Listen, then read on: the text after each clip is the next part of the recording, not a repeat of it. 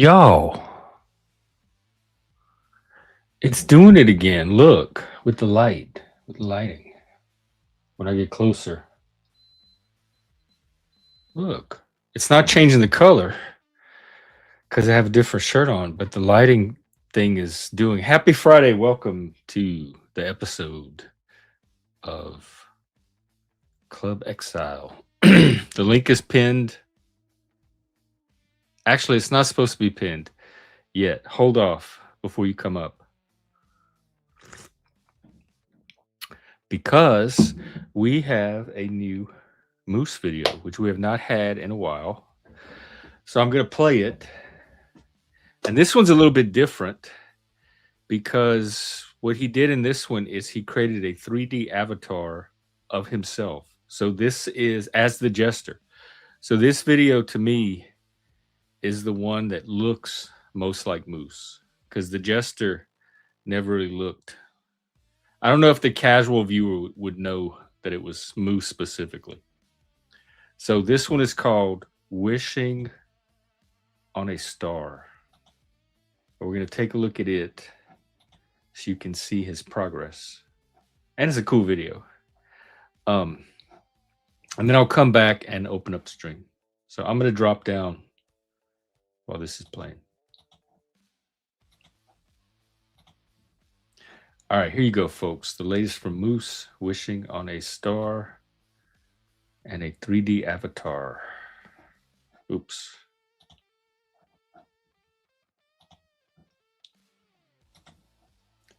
I will be back.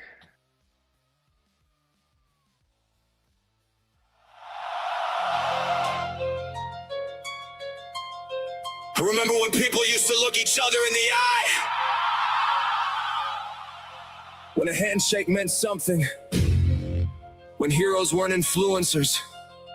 When food came from farms, not factories. Maybe I'm romanticizing it. Or maybe we really lost something.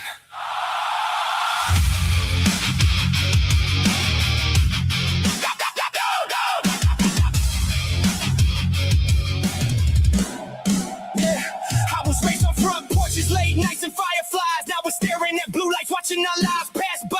Everybody got a platform, nobody got a clue. Everybody screaming, follow me, but nobody follows truth. The rich got richer, the poor got divided. Every headline got a sponsor hiding right behind it. Every song's manufactured, every trend's pre-packed. Every rebel got a price tag hanging off their back. We traded conversation for notifications, traded communities for corporations, traded family dinners for endless distractions. Now we're medicating symptoms instead of our actions. And maybe I'm guilty too, cause I bought the lies, I chased the applause, I wore the disguise. Tell me, do you feel it too? That something disappeared, like we're standing in the ruins of everything we love.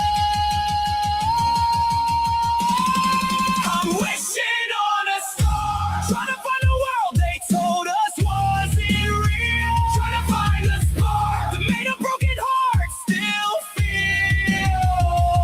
Everything's fake, everything's staged. Everybody's selling something, everybody's playing a part. I'm wishing on a star, trying to bring the good old days back from the dark. The jester sits laughing in the kingdom of ghosts, watching people trade their souls for internet posts. The kings wear makeup, the fools wear crowns. Everybody wants a throne while the walls come down. Nobody grows food, nobody builds homes, nobody knows their neighbors, everybody's alone. The algorithms feed us angle by design, keep us fighting over crumbs while they're taking all the pie. Left, right, red, blue, every side got a team. Meanwhile the people in the middle just wanna live the dream. A backyard, a barbecue, kids laughing in the yard. A future worth believing in, is that really so hard? What happened? What happened to loyalty? What happened to faith? What happened to building something that nobody could take? I don't want your fake faith. I don't want your fake friend. I don't want your fake smile. I don't want your fake trends. I want real people, real lives, real love, real sacrifice. Real sacrifice.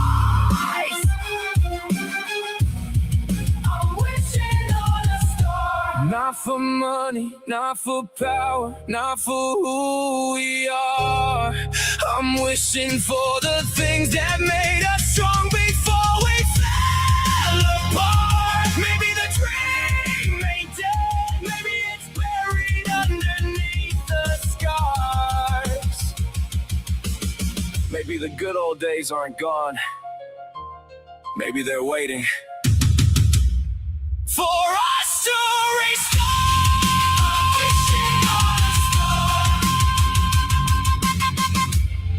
I'm wishing on a star.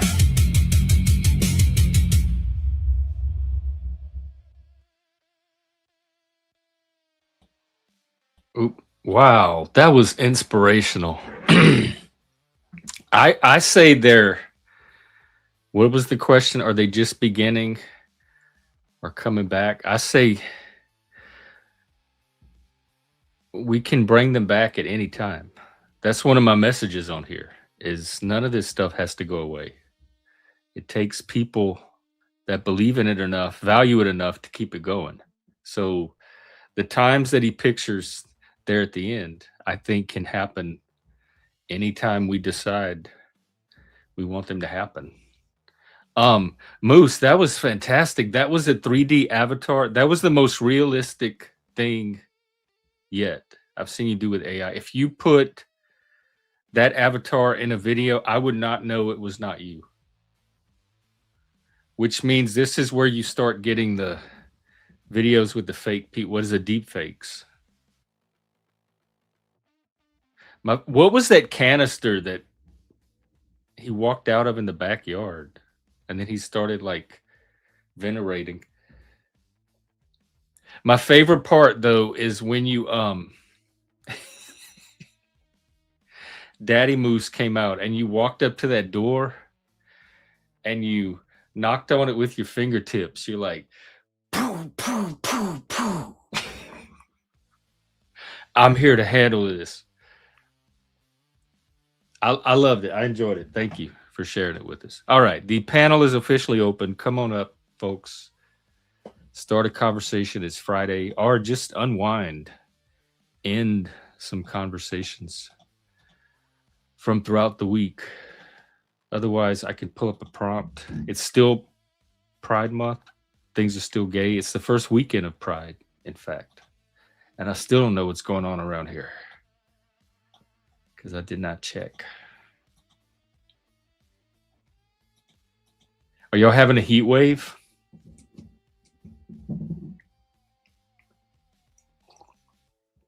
I wish we were. It's still gray, moist, drizzly, cool. The ticks are right bad.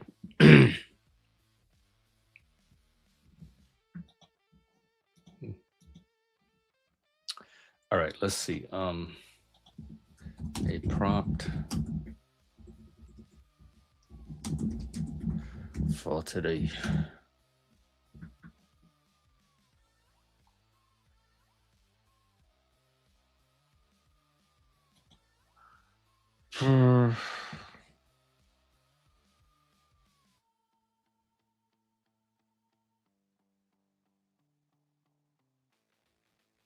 I'm not happy with any of these. Let's try completely different ones.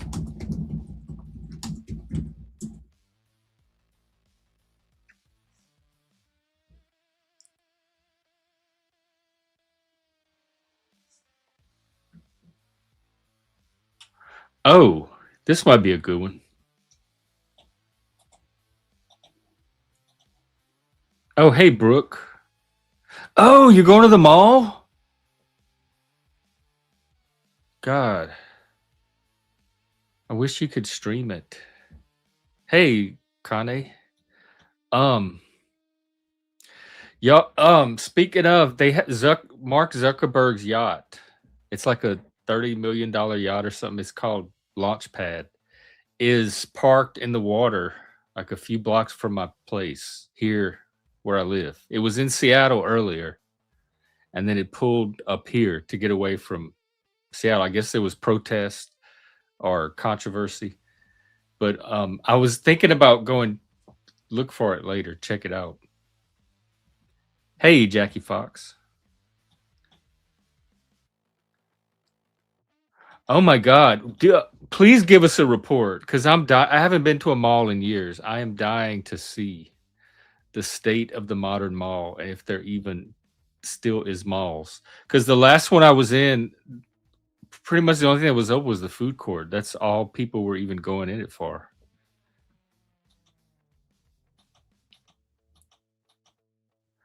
So let us know. All right, here's a prompt for today if we want one. Also, the panel is open. What is something that you believe now that younger you would have argued with for hours? I want to say almost everything because younger me would have and did argue everything with everybody for hours. The grown up me still does too many times. Hey, Shift, happy Friday vibes. But to answer it more in the spirit of the question,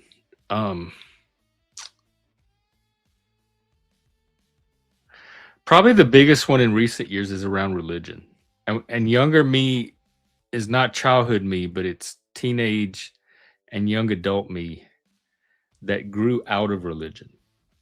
And that growing out for me took the form of education and science. So it was thinking that I was educating myself out of religion and becoming more intelligent and knowledgeable in the process.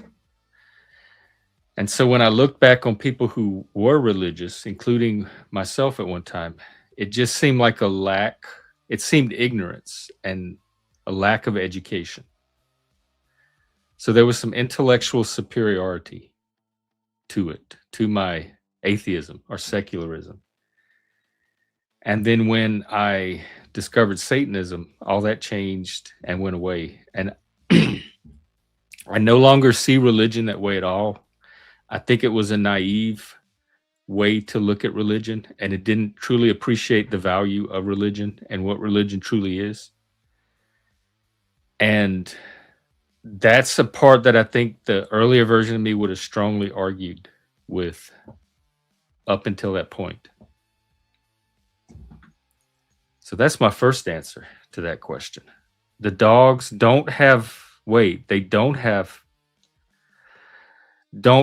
to travel in pairs. I didn't think so because I didn't think I don't know what would force them to travel in pairs. You have random genetic anomalies all the time.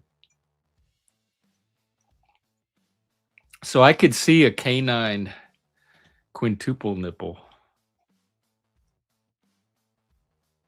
Speaking of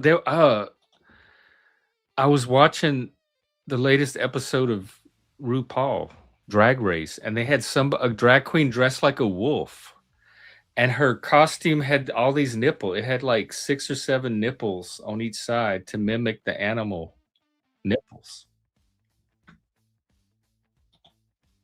Isn't it funny how all that carries over into, well, I guess not real life.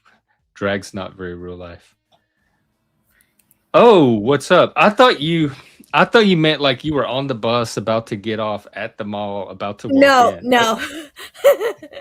I'm currently getting ready to go to the mall. Oh, cool. What is at the mall? I gotta buy new jeans and new work pants. Oh, okay.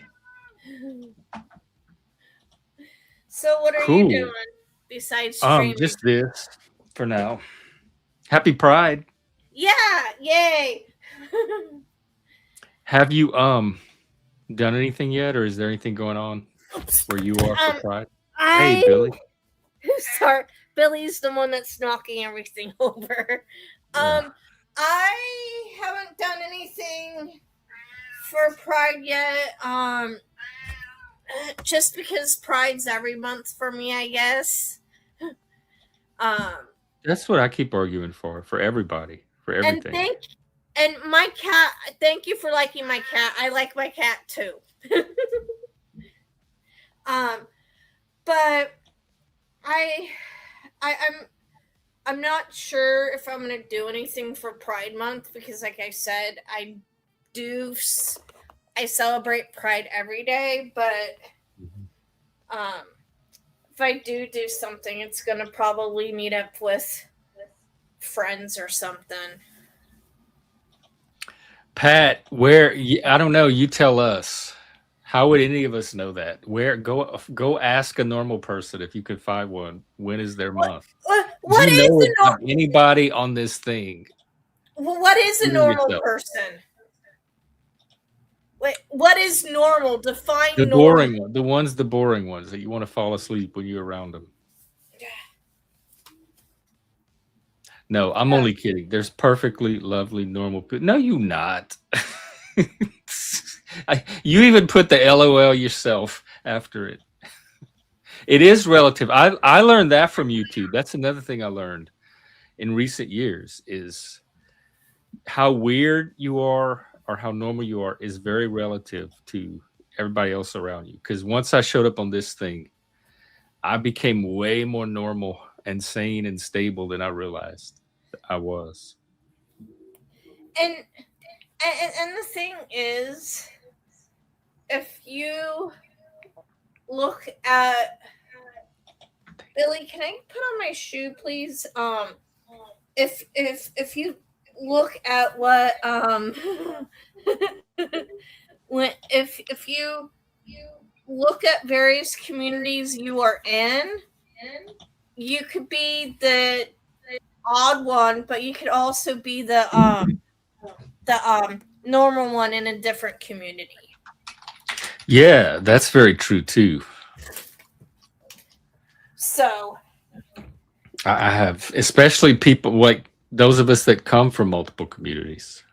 Yeah.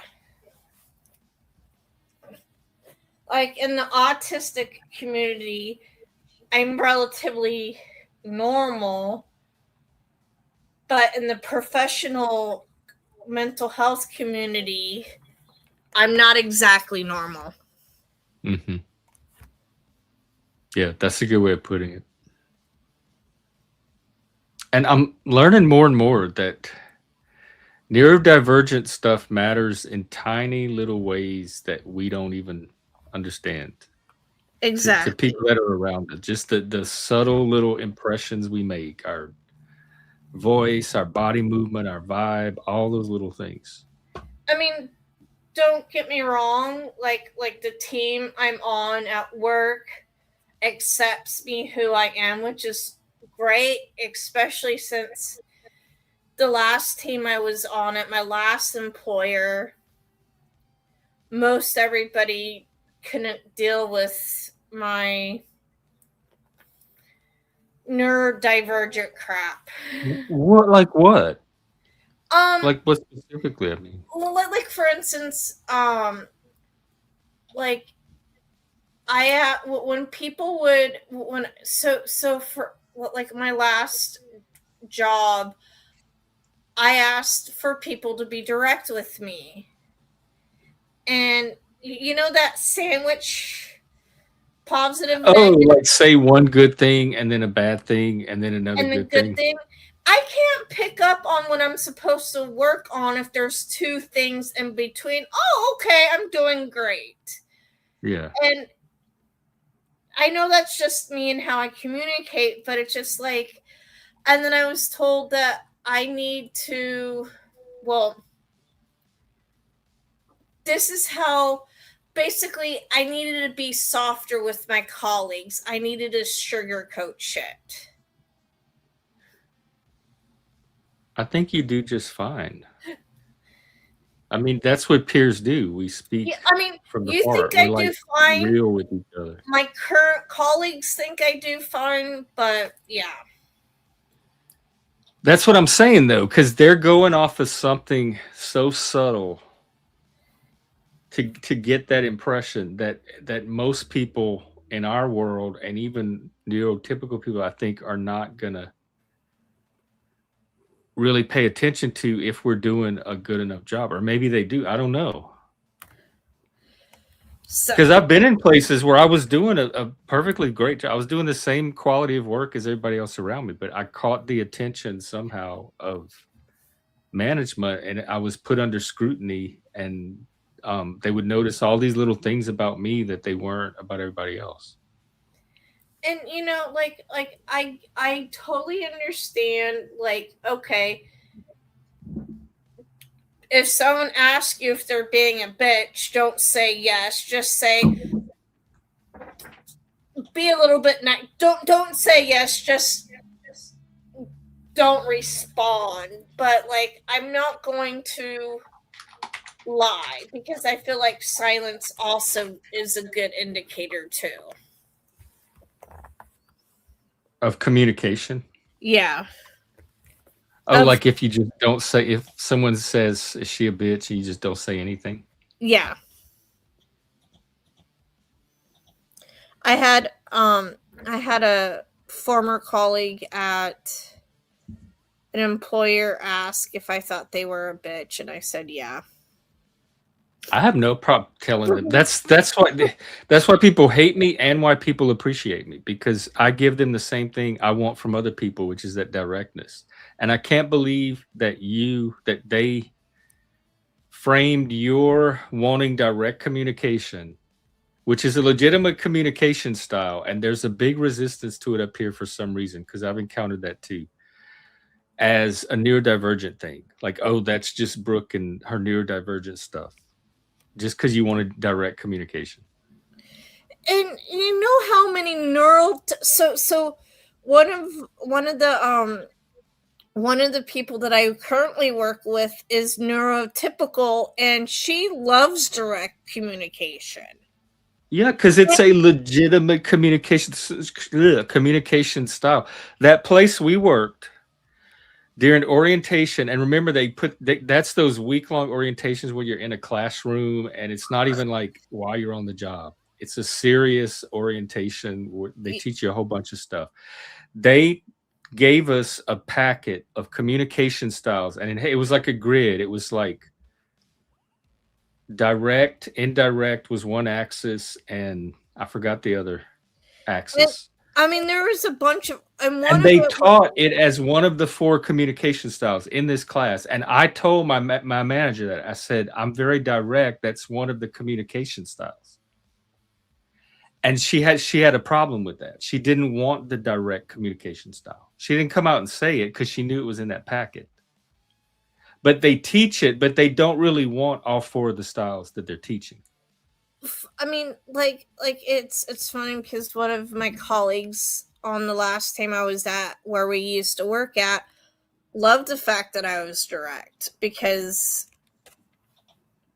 they liked it, if that makes sense. And their theory was, oh, it's just because everybody's a millennial and we have a boomer, and then this colleague and myself are both Gen X. So they're thinking it's a generation thing, when it's not a generation thing, because like the colleague I was talking about who's neurotypical, where I currently work is the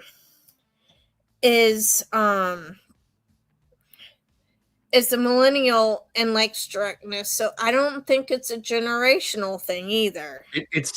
It's not. It's a personality preference or communication preference. It could be many things. It's not generational. It's not autism versus neurotypicality. I mean, it could be some of that stuff. It could be cultural. Some cultures are more direct than that. It could be so many different things, but it's a legitimate preference or communication style.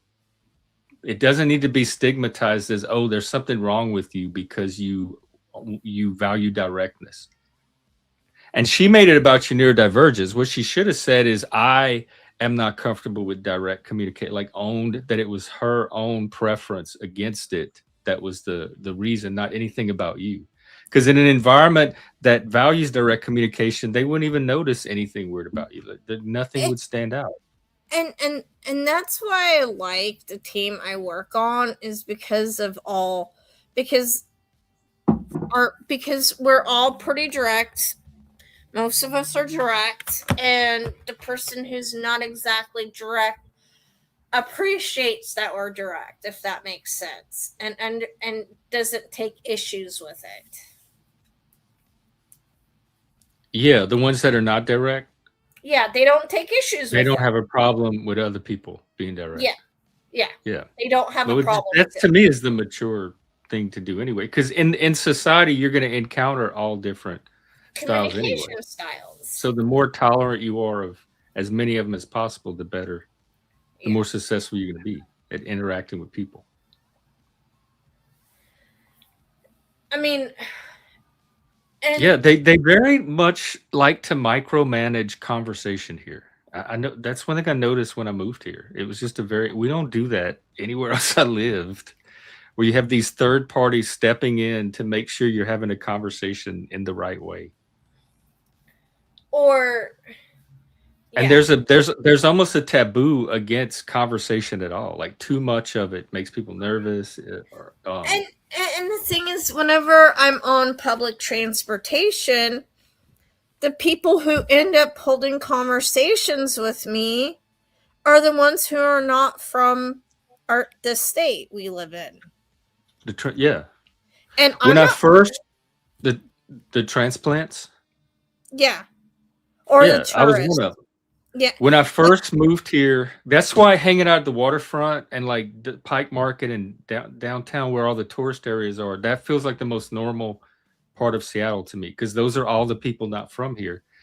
And the first year I lived here, I lived downtown and I was involved in these transplant groups and meetups. So the only people I knew were transplants for like a whole year. And Seattle felt very normal until I started working in these offices and I moved to Capitol Hill. That's when I started noticing the weirdness, when I started interacting with the locals. So as long as you're interacting with people not from Seattle, it's easy to not notice. And it's the thing is, I'm a transplant. I moved up here when I was 16. And I'm also the only one in my family on both sides who was not born and raised in the state of Washington. One side of my family was born and raised in the Olympia area, and the other side was born and raised in the Spokane area. And you were raised in California. Yeah, and so because I've been here over 30 years, everyone considers me a local until I tell them I'm actually from California, and then they tell me to move back where I came from. Yeah, when I first got here, there was a lot of anti-California, back California, because of all they moved up here during the tech boom, and it changed the culture, and people want their old way of life back. But want to hear something? As the reason. During the tech boom, a lot of Seattleites and Washingtonians moved down to the Bay Area for the tech boom. So a lot of Californians could say they don't want Washingtonians, but Californians are accepting of pretty much everybody. But I find Washingtonians, at least Western Washington, kind of xenophobic to begin with. I don't think they want anybody up here. It happened to be California that came up here, but any other state, they would have acted the same way. They don't want outsiders. They make it very clear who's an outsider and who's part of the culture here. And the thing is, I remember senior year of high school during American history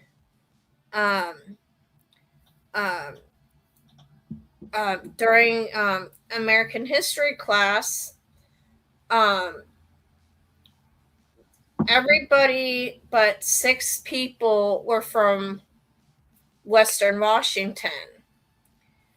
And one of the 6 people was from out of the country. They had just moved here with their family. While the other 5 of us were from different states. and there were 36 of us in the class, which means 30 people were originally from Washington. And it's funny because I was the only one from California, and the other 4 people were from either Idaho or Oregon. So there were 2 people from Idaho, 2 people from Oregon, and 1 person from California, and they didn't have an issue with Oregonians or people from Idaho. I was going to ask, did it make a difference, like with the Idaho or Oregon Idaho people? and Oregon, no. California, yeah. The person from out of the country, no. They're like, no. It's a cultural thing, because my roommate lived in Minnesota for a long, long time before moving to Seattle, and he said Seattle and Minnesota culture are almost identical. Like, it's that whole northern part of the U.S. Idaho, Montana, Minnesota, Oregon. It's probably all culturally similar enough. It's Scandinavian. Then up here we get some of the Asian, the Pacific influence as well. Well, how did the guy from the other country do? Everybody loved her. Oh, the girl. Sorry, I missed. Yeah. Oh no, how were you supposed to know? It's my bias. I defaulted to a male. But everybody loved her, and and everyone's like, oh, it was not your fault that you had to move up, over here from a different country. Like, it was my fault for needing to move up here with my family. They treat other Californians that way, or do you think it was something about your neurodivergence there as well, too? I think so. At the time, I thought it was primarily because I was from California. I think part of it was because as an adult looking back, I think part of it was because I am from California. Other part, neurodivergence, and the other part is I didn't have money. Oh, a class thing. I finished up my high school years in the Bellevue School District. So looking back, I think, there's, and I think maybe part of it was, neurodivergence disability, because I was mainstream special ed. But on that note, I'm like, looking back, a lot of it had to do with the, not being rich, having neurodivergence, and being from California. That's a lot to punch down on, like all in one like a lot of targets all in one place. And that class thing, that status thing is one that's really easy to miss. That probably plays into a lot of it because it shows up as other things. And the principal that was there my senior year got a lot of heat from the school district because she cracked down on the bullying. She got heat for cracking down on the bullying? What year, what time period was this? Late 90s. I graduated in 98. That was before Columbine. Like, literally a year before Columbine, yeah. And she got in trouble. Good. Oh, wait, no, not good. She got in trouble for protecting those of us who were bullied. And a lot of the people that were the bullies were the rich folks that were from Western Washington. What did she say specifically, though? Like, what did she do specifically to? She said it was for protecting y'all. She suspended a lot of those folks. Especially like she suspended 2 people, to my knowledge, because they literally pushed me into the locker. Janitors couldn't get locker open, so they had to call 911 to get the locker open. Yeah, I would suspend over that. And so I mean, it wasn't Not like more. it, Isn't that assault? They pushed you into a locker? they pushed me into a locker. Okay, she suspended them, which I can applaud her for. It's like, what did they say? Like, you suspended those guys for pushing into a locker. You should not have done that. I don't know exactly what went on, but it got off their record. It got off the kids' records, so they can go to the colleges they wanted to go to. So, like, they probably pulled some strings. Somebody somewhere pulled some strings. Yeah. And these two individuals that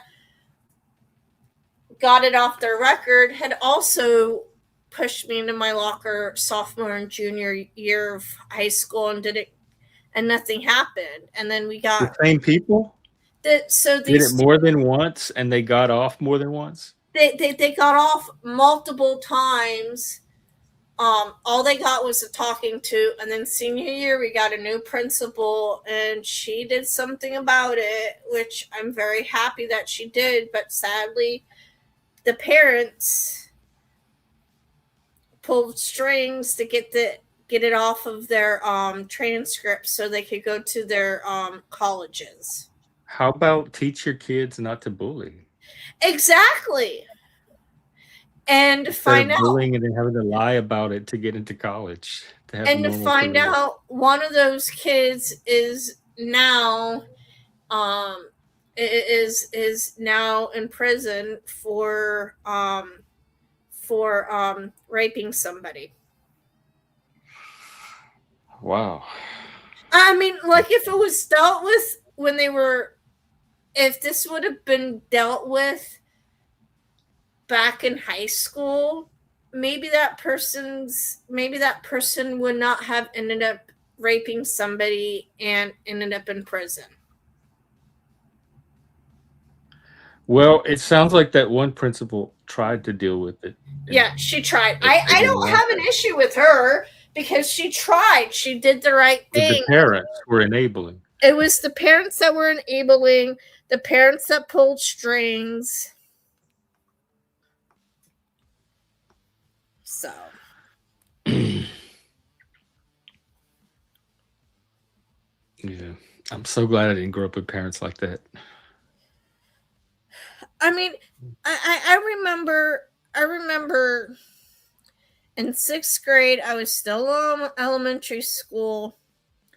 We were playing double dutch, and I was trying to get into the jump ropes, and this girl jumped in because I was taking so long. I hit her, and I got in trouble for it. And when my grandparents got the call, I got grounded for 3 weeks and had to do extra chores and everything. I mean, like, I got in trouble for it. Did I hit anybody else after that? No. You know why? And it was a slap. It was a slap. But I learned to not do that again unless I was the one being hit and I was defending myself. Does that make sense? So you initiated the hit the first time? I initiated that particular hit, yes. Yeah, that's why it was on you. Yeah, so it was on me, and I got in trouble.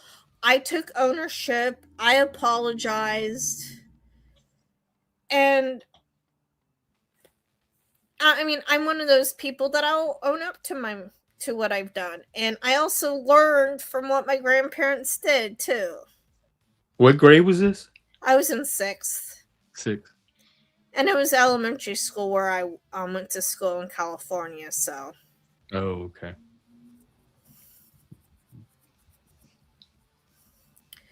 And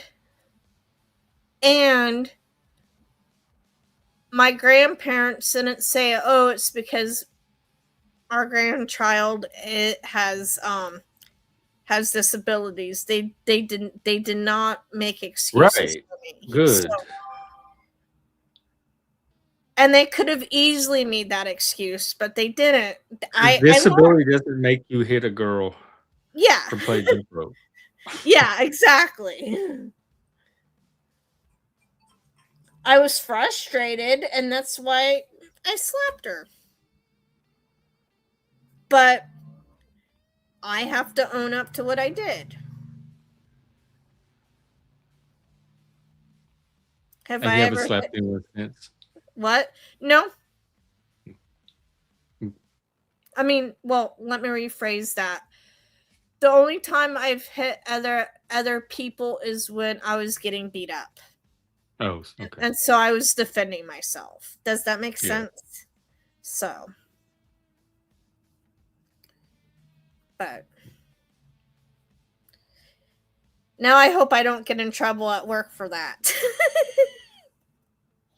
Oh, well, yeah, maybe. I hope they don't watch the show. Oh, God, that's bad when you have to start hoping that people don't watch your show. Uh-oh. But I was a kid, though. Yeah. But that's part of kid. Like, there's a lot of stuff I grew out of as a kid that I would never do as an adult, that I'm so glad I learned differently. But childhood is the time to do all that. But by the time you're a teenager, at least, and you should have a pretty good sense of what's expected of you and what's right and wrong, like what's gonna hurt somebody and what's selfish, etc. And you know, and I'm so freaking glad. I am so freaking glad that we did not have social media growing up. I wonder, I go either way. I wonder if it would have helped me integrate more, or if it would, or what if I would have been like more of a target than I already was. I really wonder how it would have changed things. I probably would have been more isolative. Because I voluntarily isolated because I didn't have anything to say to those. I didn't want to interact. I didn't want interaction. But maybe social media would have given me a way to interact without having to do it in person, and then could have broken through some of those walls. I can see, because I can see, like, if there was like a classroom Discord server where all the kids could hang out between school, like in the evenings, I might type stuff. I might have been able to text talk to them in a way that I couldn't in person. So it might have actually helped my communication, or I might have gotten into the same trouble that I do here and made it even worse.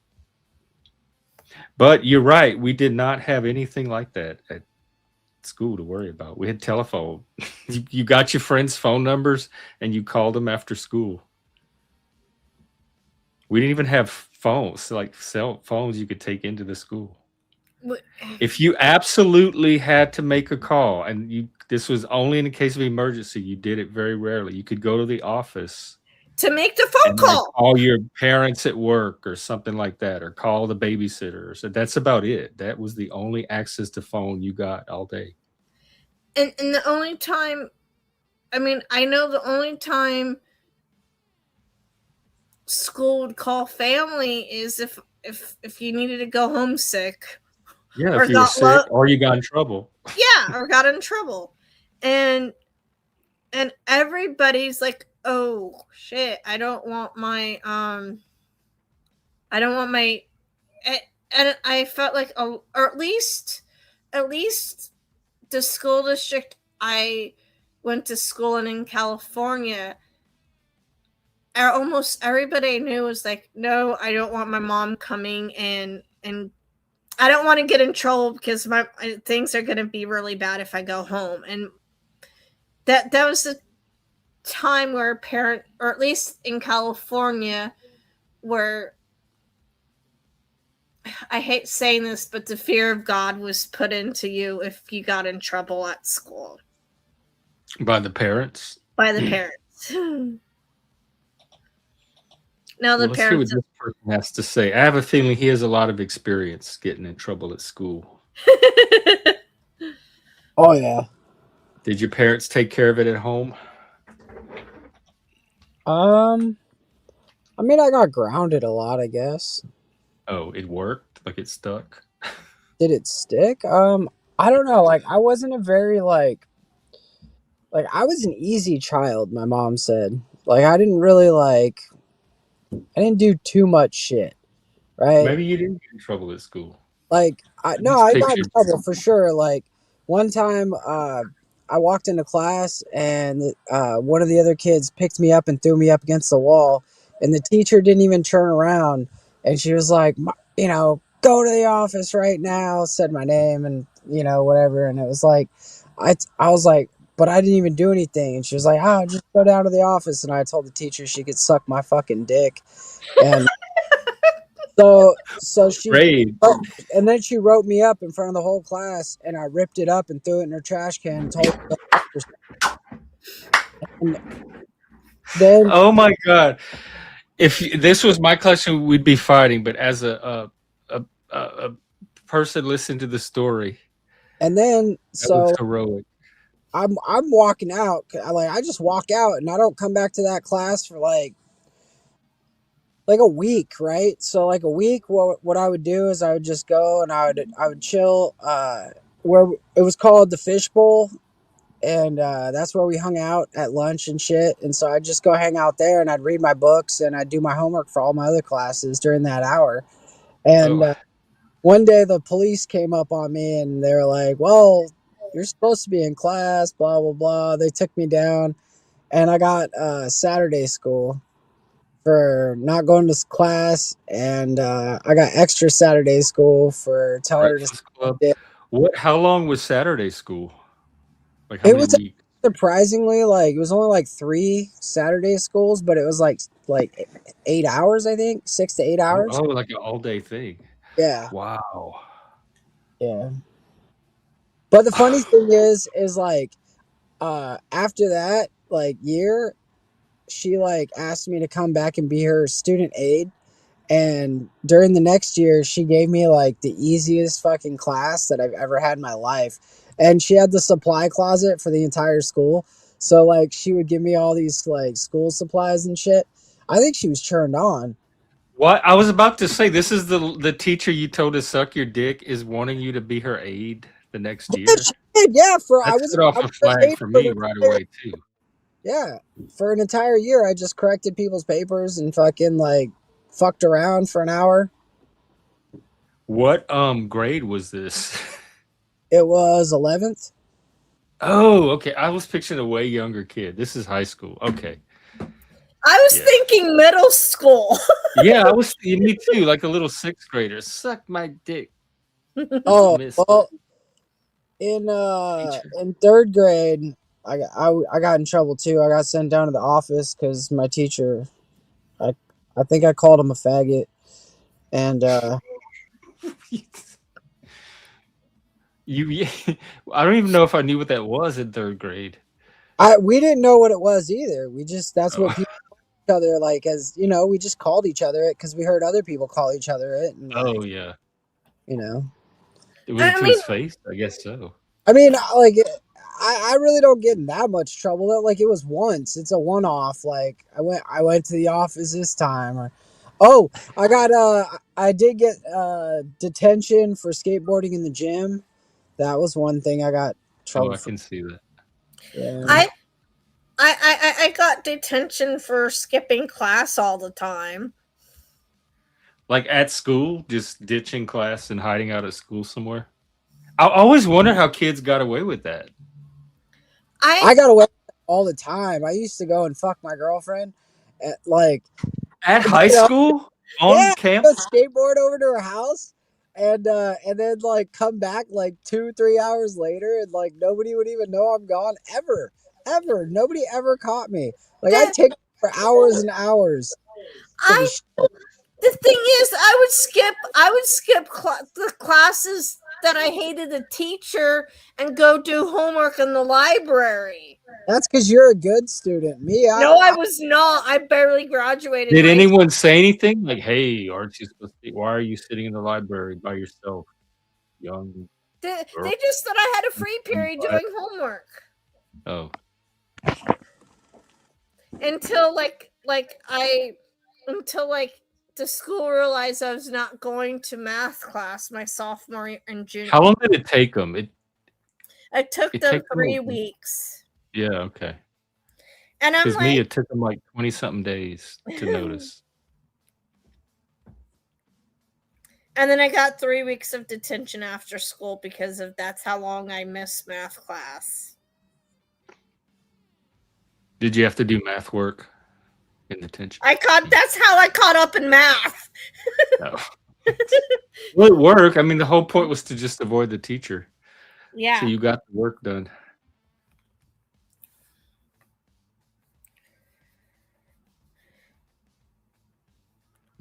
I'm gonna get going. I'm gonna go to the mall. Oh, now. yeah. Are you going to the mall? I totally Yes. forgot.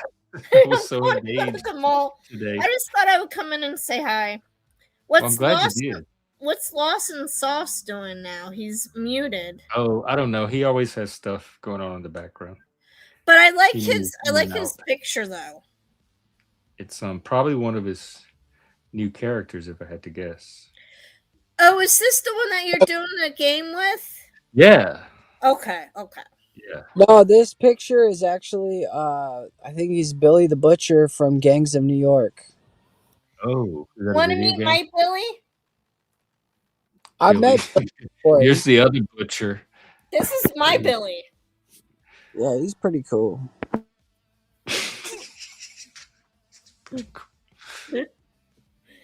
Anyway, I'm gonna go to the mall. I gotta go get jeans and new work pants and new. God, you clip this, folks. You're not going to be hearing this much What? as the year's going. I got to go to the mall. Oh. I hate malls. I wish the Northgate Mall was still around so I didn't have to go to Linwood. Oh, that's the closest one. That's where you're going to that one. I don't want to go to South Center. Do they still have the one in downtown Seattle, Pacific Place? Or they have Pacific Place and Westlake Mall, but like they don't have J.C. Penney's, and I just want to get something relatively cheap. So they do have a J.C. Penney at Alderwood? Oh, that's good to know because that's my store. Or at least that's the last time I went. Yeah. So. Okay. Well, I hope it goes well, and let me know. if you see a video of me freaking out at the mall. Yeah, tag me. I want to see it. I mean, if I'm, I avoid malls as a kid or as a teenager. I didn't mind malls, but like as an adult, I try to avoid them like the plague. I would rather deal with the COVID stuff again versus having to go to the mall. Oh, I wish they would turn them all into like Gen X senior day centers or something. So we'll have them to hang out in when we get older. I mean, like if it was some of the old school stuff that my cat is starting to bite me. If it was like some of the old school stuff, like Mervyn's and of course JCPenney, but like some of the stuff when we were teenagers, then yes. But some of their newer stores, I'm not a big fan of. Yeah, I don't even know what's in there anymore. Do they still have the Orange Julius and the hot dog on a stick at least? I don't know about Orange Julius. The pretzel, was it Aunt Annie's pretzels? There's like two different pretzel places, but like, that's the like only reason hot dog on a stick has left a lot of malls. I loved hot dog on a stick. Jelly Belly, the candy plate. Do they still have those where you get all the good candy? Probably not. Well, if you take a video, definitely tag me. I'll be interested to see. Okay. I will see you later, Jeff. Take care. Bye. Good to see you. All right. Moose may possibly make it back. I'll hang out a little bit. Otherwise, or anyone else that wants to come up and start a new topic. Otherwise, I think that's it for the Friday show. I might do an evening stream. I'll see how the rest of the day goes, and then be out tomorrow. Same time, 3 p.m. East Coast, noon West Coast. If you want to catch us live. If not, you can always do the replays. Oh, we do have somebody. Here, I'll give them this proper fanfare.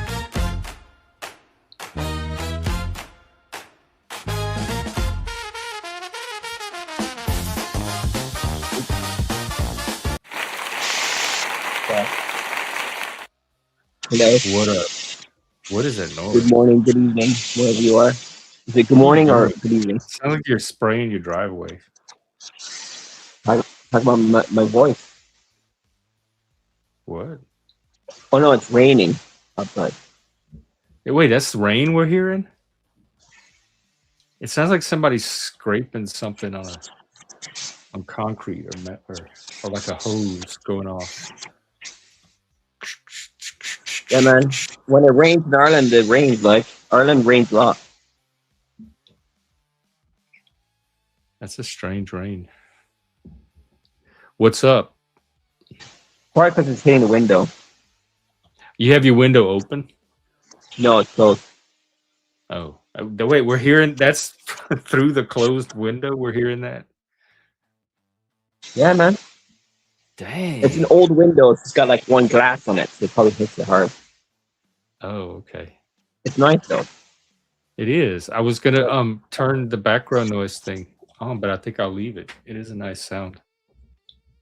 Well, you showed up just in time for me to do my intermission and grab another cup. So I'm gonna let you chat a bit to the audience. I would like to talk about your subjects about changing your mind and stuff. We can definitely talk about that. I'm just trying to remember it being a subject. But yeah, changing minds. All right, so what have I changed my mind on? Oh, well, the topic at the beginning. Yeah, we can talk about that. Here, let me put it back up. Sean's going to talk about this for a second. Where is it?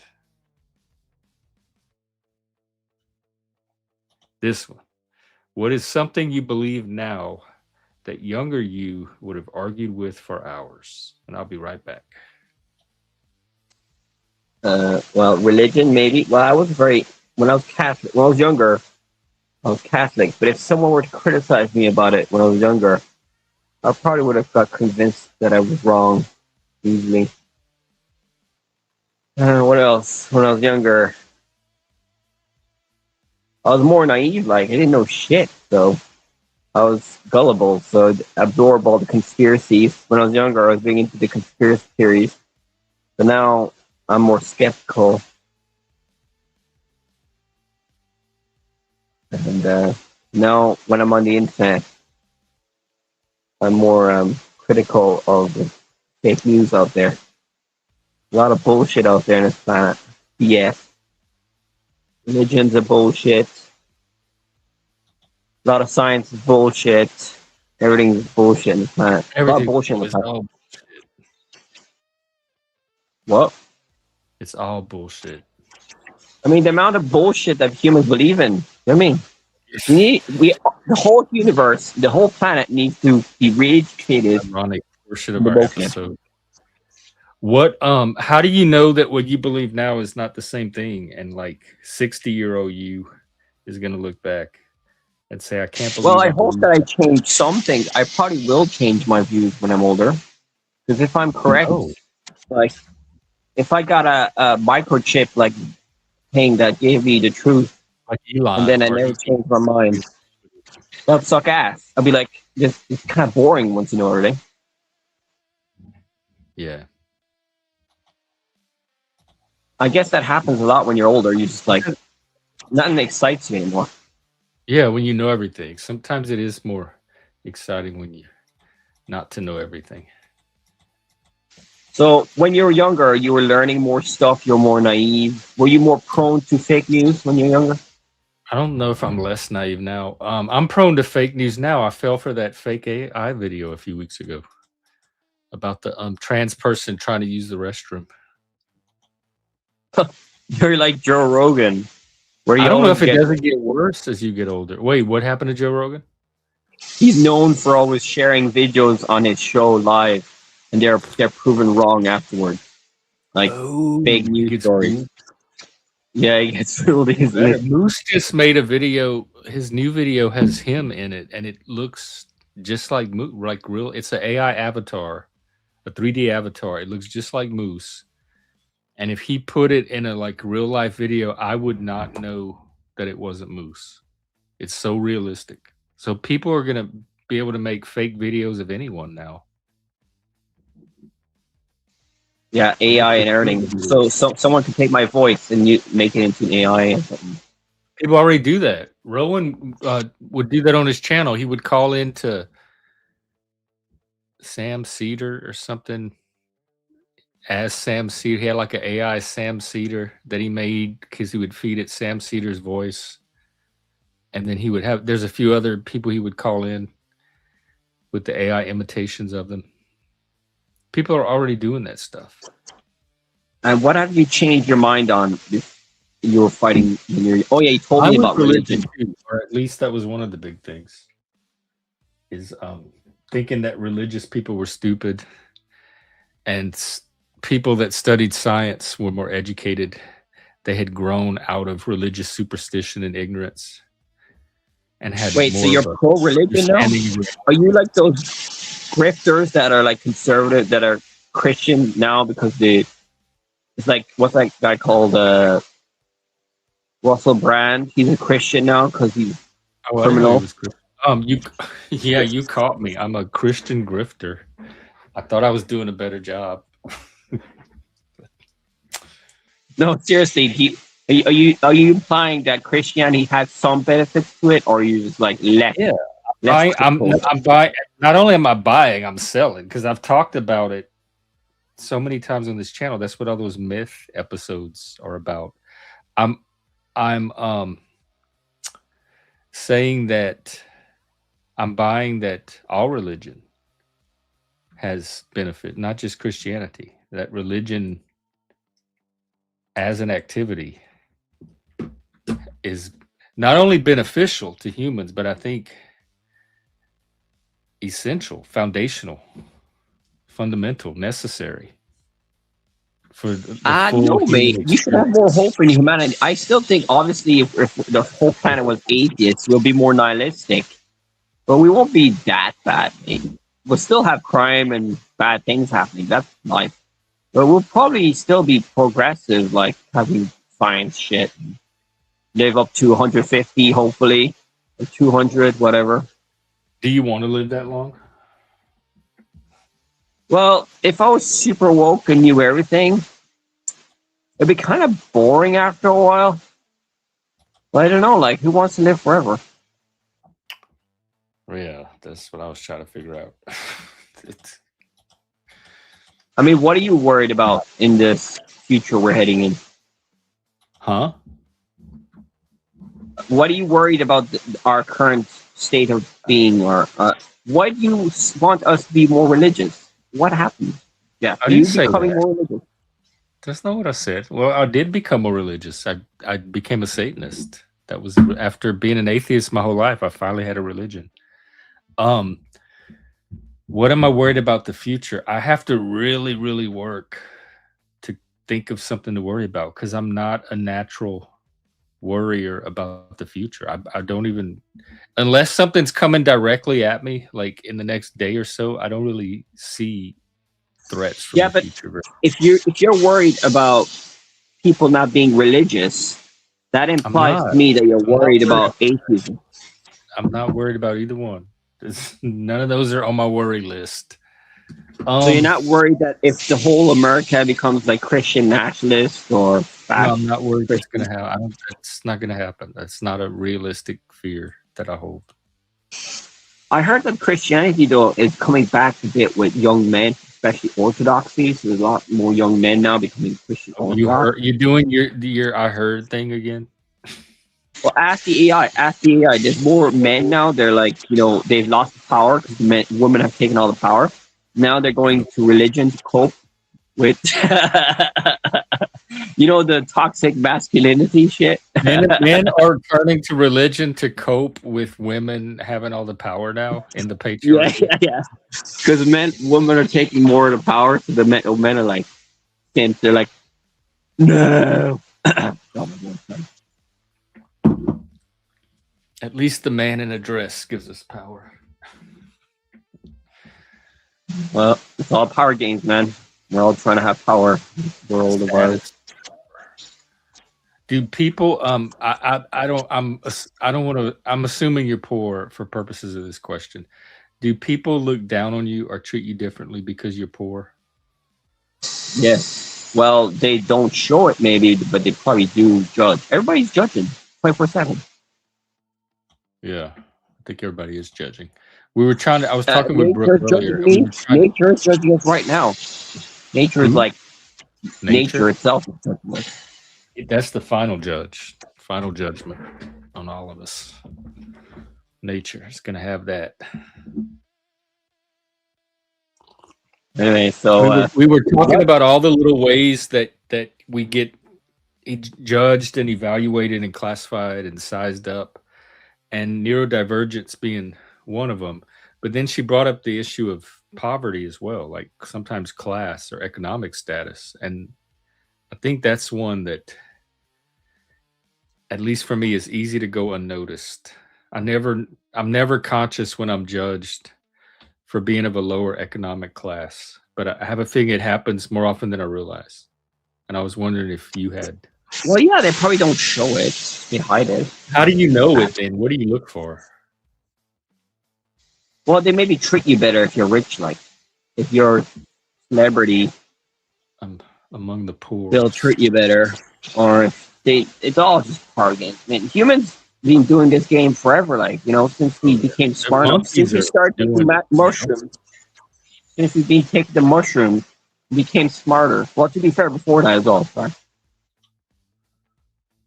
Oh.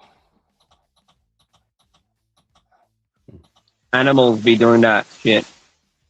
Yeah. There's probably aliens right now up in space being alien doing stuff.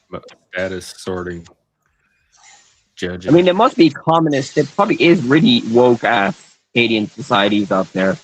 And they're looking at us like, what the heck? Probably. They're judging us right now. Probably. What do you think they're saying about us? They're like, should we intervene or should we not? And they're like, I think there's no hope. We should let nature do its thing. Let them destroy themselves. There's no point. Intervening is not going to make a difference. Don't even waste our time, energy. Well, actually, maybe they did. They actually did, but they're like diluting. This is us after the intervention. Imagine how much worse it would have been. I mean, it is cool though. If they did an illusion of religion, like all these miracles, like Jesus, like imagine if all these religious leaders were secretly controlled by the aliens or something. That'd be fun. They're not very. Ooh, excuse me. Where did that come from? They're not very coordinated. If they're all being controlled by the same entity. Well, the alien is playing weird games, man. It's like loving it. Yeah. It's their yeah. Their purposes are inscrutable. So what have you learned, change your mind on recently that you're skeptical of now? You're recently. More...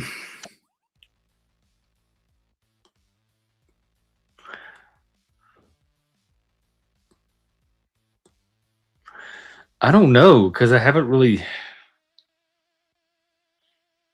done. My mind changes when it's exposed to people or situations that get like persuaded, convince me to change it. And I haven't really been exposed to a lot of that in a while. Like in real life, almost none, and online it's the same conversations I've been having. So So I try and there convince hasn't you, really Jeff, been but it probably anything hasn't new worked that's much. caused my paradigm to shift. I try and convince you that my ideas are better. I'm trying to convince you that I'm right, and I don't think I've convinced you much. Am I? You haven't. It's just not working. But I mean, I'm pretty hard to convince. And you and I share more of a similar worldview than I do with a lot of the people on here, being secular and naturalistic, but still with that common framework to start as a starting point, still not able to convince me. It's hard to convince What? people of the future because there's nothing. You can't show evidence of it. The future proves itself. All you can do is give your opinion of what you think it's going to be. Well, a lot of what we do in life is trying to predict the future, isn't it? To have a goal, Or at to least do like stuff, is to get try to stuff in the envision. future. Yeah, I know. I agree. Um, And that's why we have science to but predict the your future future. is like hundreds of years in the future. That's not a future I even think about or plan for, or could plan for. No. I think we big act small. You know that term? Think big act small. So like anything we believe in, science, politics, religion, that's all big. That's all big stuff. That's why you go to school for that. And then you act small on those big ideas. Well, how are you acting small? What are your small acts? Well, by not by being vegan. Well, I failed on veganism today, but Oh. being mainly vegan and not traveling, not flying anymore, trying to bypass clothes, trying to be more eco-friendly, do my job. So you're not flying specifically for the environment, to help the environment? Yeah, Otherwise, where already would you have go? electric car, you know that. Because I think the environment is very important. I mean, without without having a good, hospitable environment, we wouldn't survive. I mean, obviously, if the Well, whole you have a planet fucking changed, like, tree in your kitchen. Don't you have a hospitable environment? You look like you're doing fine environmentally. a what? Grapes in my kitchen? A tree in your kitchen. Yeah, that's grapes. Jeff, you're not woke Great. enough. You need to get mind controlled. You need to get We like. had grapes growing up. We had grape, but we had muscadine. But Jeff, Fine. anyway, I'm just saying what I'm doing. So you asked me a question, I'm just telling you. Yeah, And I but you guess you're said that something something about to keep the environment from becoming this blighted, bleak landscape or whatever. And I'm saying that it didn't seem to me like you were even close to living in that at all. No, I'm talking about the environment outside, like like nature shit, like the weather, climate, and all that stuff. That's not the Yeah, I kitchen. think it's doing fine. What is it doing that's bothering you? It's fine. It's beautiful where I am here. Okay, I can't explain it because I'm a bit stupid. Just ask the AI all these questions. Like, No, is I wanna Sean ask- wrong on climate change? Ask the AI. Is Sean wrong on climate change? Is he a twat? Is he a you have woke anything card? else? So why does this autistic kid always talk about the environment? What a weirdo, and all that. Well, no, I mean it's probably part of your special interest, like your I'm hyper sorry. focus. Why doesn't perplex me at all. It's like anybody. It's like any people who are obsessed about something, like sports, politics, Yeah. everything. A lot of people weird hobbies. I don't know. But it's an obsession with it's like the rapture people. It's an obsession with a future event that you can only experience through your imagination until it happens. So like with real world things, weather, trains, rocks, whatever, you could get obsessed with things you could see and touch in the present. With this obsession, it only exists in the future, which means in the imagination. Yeah, but now. it's the scientists that I follow that can predict the future with their math. They can. Oh, okay. So, you talking about the climate scientists? Yes. So that's really all you're going off of is what these scientists are telling you. Then you're just adopting their. Yeah, their I don't know. I don't know the maths. I'm not a very good with maths. I actually did like foundation maths. I was really bad at math. I studied horticulture, so biology and plants and soil shit. So I know the biology stuff. And then I was interested in science more, and I saw documentaries about environmental stuff and climate stuff when I was like in my 20s. You know, I love documentaries. So I used to watch all these conspiracy documentaries, nature documentaries. And then the nature documentaries made me feel, oh my God, this is important. Then I researched more, and I went on YouTube, then I went on websites, then on Facebook and all that, and then researched it more. And I got, oh, geez, this environmental stuff is very important. got radicalized. Yeah, man. It's like being radicalized. I mean, people get radicalized by what? Fake news, fake politics, what else? Fake news. A lot of fake news out there. And people think that I believe in fake news, the science, climate stuff. And I wish I were wrong, but I doubt it. It's not that you believe in fake news. It's all hypotheses, and until they happen, you can't demonstrate it. Okay, well, ask Grok. Grok knows everything. Grok is a scientist in this room. I'm not a scientist, so ask the Grok or AI and ask him, is Sean a little dumbass for believing this climate bullshit? No. You just don't want to hear the truth, man. Come on, why are you scared? I don't want to go do this routine. Yeah, we've done it before. Anyway, I'm going to stop talking about it. It's very triggering. The subject, climate stuff is more. It's probably one of the most triggering subjects in the world right now. Here's the sleep response. What's more triggering, climate change or viruses or war or religion? What's the most triggering subject you talk about? Out of all of those?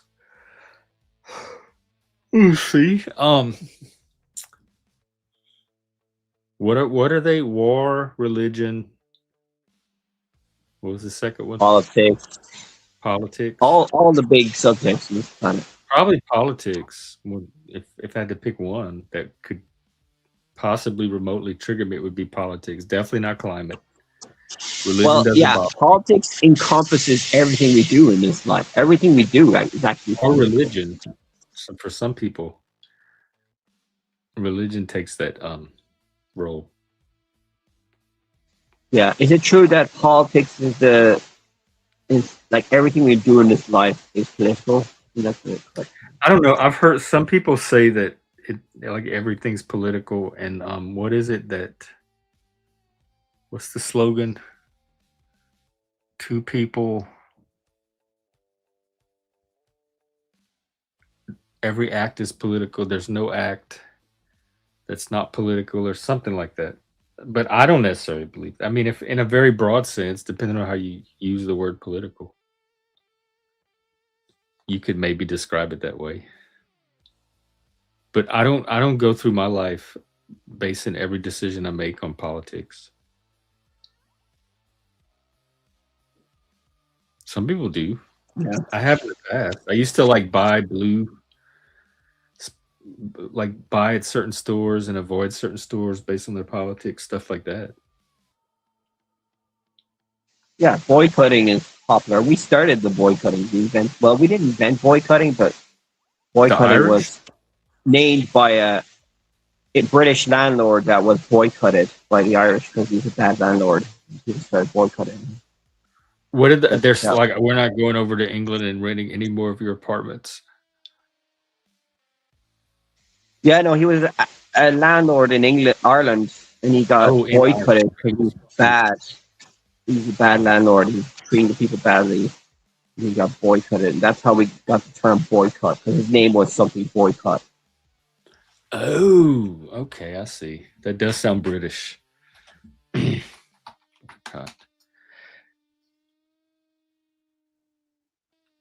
Just think, with a slightly different name, it could have been something like talcotting. Boycott is a non-violent. Captain Charles Boycott. He was the agent of the landlord. It was an absentee landlord.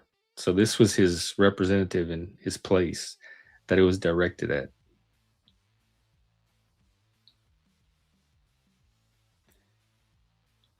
It was during the Irish Land War.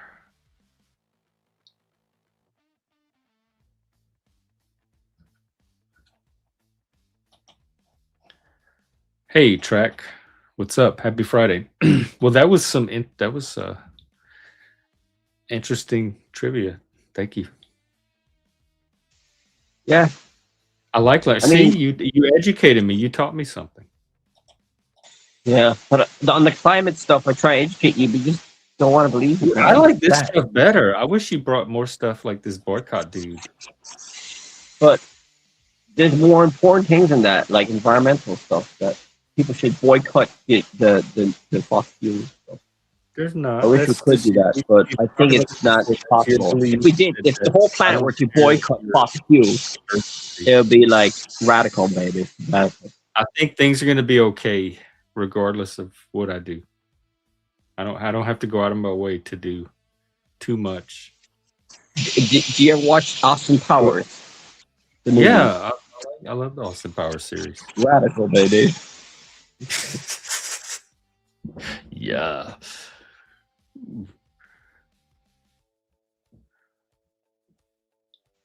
Dude, I heard that the late 90s and the early 2000s was the time with very edgy stuff. Movies and shows, games were very out there.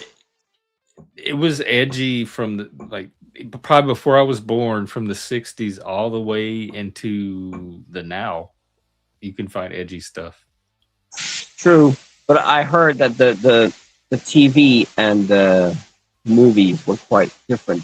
Like, to be fair, the social changes and the technological changes since like the last 400 years has been quite high. And before that, in the medieval times and the Roman times, the economic growth was only growing by like 0.1% a year, or very low economic growth. And then when we found fossil fuels, the economic growth went sky high, like 4% a year, 5% a year, and the population as well. So it's pretty radical.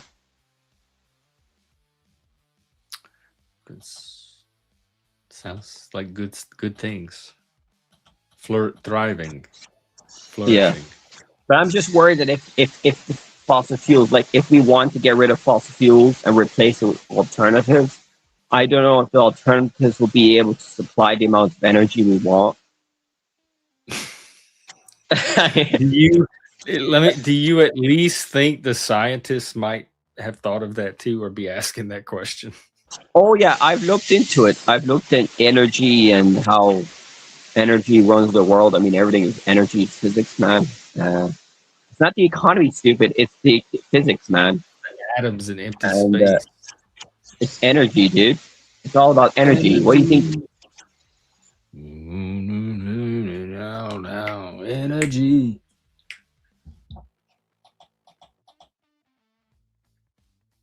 Well, anyway, go ahead. So, did you like science when you were in school? I did. I loved science class, and I had a chemistry set, I had a microscope. I did. I made the models of the solar system with paper mache and styrofoam, and I had science books. I had a telescope. I had a planetarium. Yeah, I guess I did it. God, I was way more into science than I realized. Yeah, I had all the science. Yeah, man.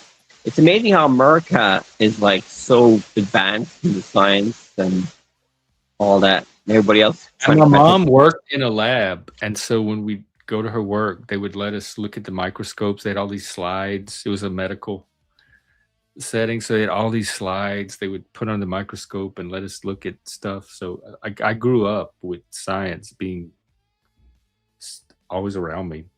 Science was always around me doing something cool. Cool. Yeah, did you ever watch the I like studying it Veritasium in video? school. The what? Veritasium, the YouTube channel, Veritasium. Oh He's like yeah, the I big do science follow. guy. I do follow him. You know, he's quite nerdy though. I don't understand half what he says.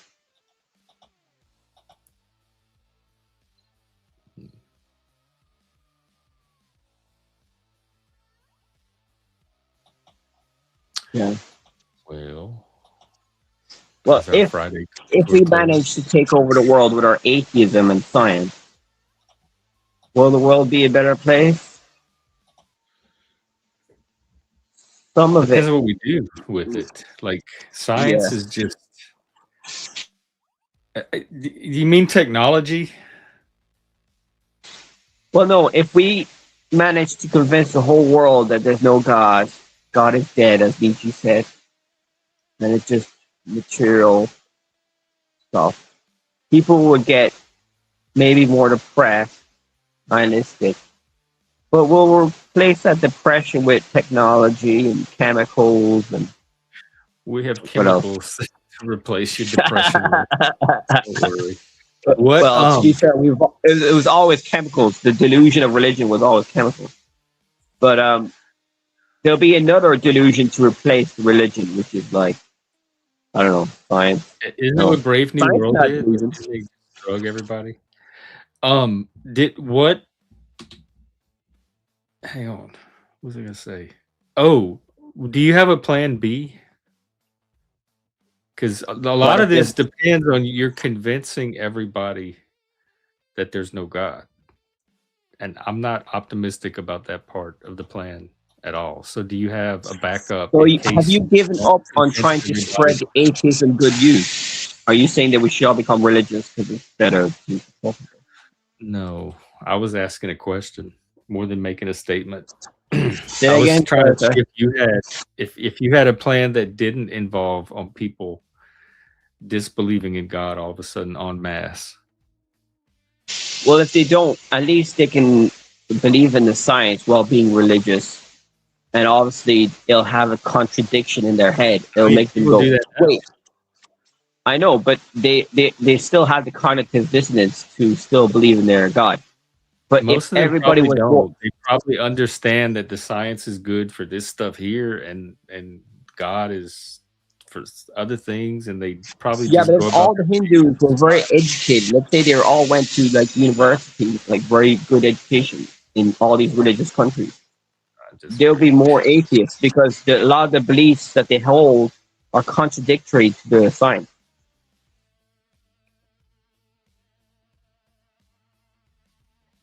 Well, it doesn't matter when they're doing science what their religious beliefs are. Yeah, but then they'll start You criticizing can it and do go, oh, both. okay, You the can science. go work in the lab during the week and go to church on Sunday and worship God and be religious. You can do both. As long as you're clear on what the activities are and what you're doing Yeah, at I any mean, given obviously, like if they're all like educated in the biology and evolution and what else? Is this what the YouTube videos are telling you? Well, I got it. I got like a university degree or a college degree from watching shit on the internet. I wouldn't be surprised if I got well educated. Oh, I think we all do by now, or at least master's level. I have a master's equivalent in watching YouTube videos and consuming social media. That should count for something. I mean, yeah, the internet has. I heard that the percentage of people who became atheists after the internet came out grew a lot because people who are questioning their faith got more atheistic online without needing to criticize their family members or be criticized by their family. They could do it online. They had less fear of doing it online than with their family or publicly. Oh, So that's how they managed to become more atheistic, because the internet made them anonymous. So they can question things by themselves without needing to be criticized by their superiors in the real world. well, that's like even before the internet. That's something I was doing in my head with myself, and most atheists I know were. We were questioning it all without the Yeah, and internet. Nietzsche was probably one of them Without it. too. He was like, especially Nietzsche, he was probably autistic. Who? He had a mental health problem. Nietzsche, didn't he? Who? In the end, Nietzsche. Who? Oh, the mental health. Yeah, I think the mental health for sure. At least toward the end there. Yeah, and he's like one of the most influential philosophers in the right wing right now. Is he? Probably He's up the there in the right last wing. great classical philosopher doing the kind of philosophy, and his philosophy is But goes he's back very to popular. Greece. He was a classicist, remember? All right, I have So never it's read very his much stuff. I rooted just in the watched the Greek, video. the tradition of Greek philosophy. And I don't know that many people were doing that kind of philosophy after Nietzsche. It moved more toward the analytic type. What does analytic mean?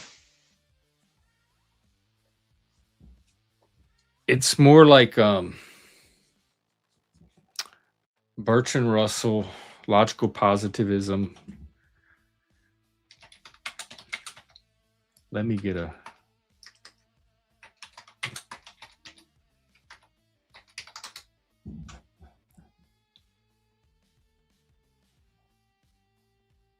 It emphasizes analysis, rigorous arguments, the study of language and meaning. It's analytical. It's not existential or humanistic like Nietzsche's was, or mythological. It's more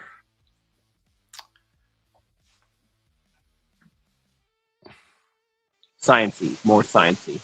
it's Like definitely more sciencey. scientific method. I'm trying to like home in on the precise difference though.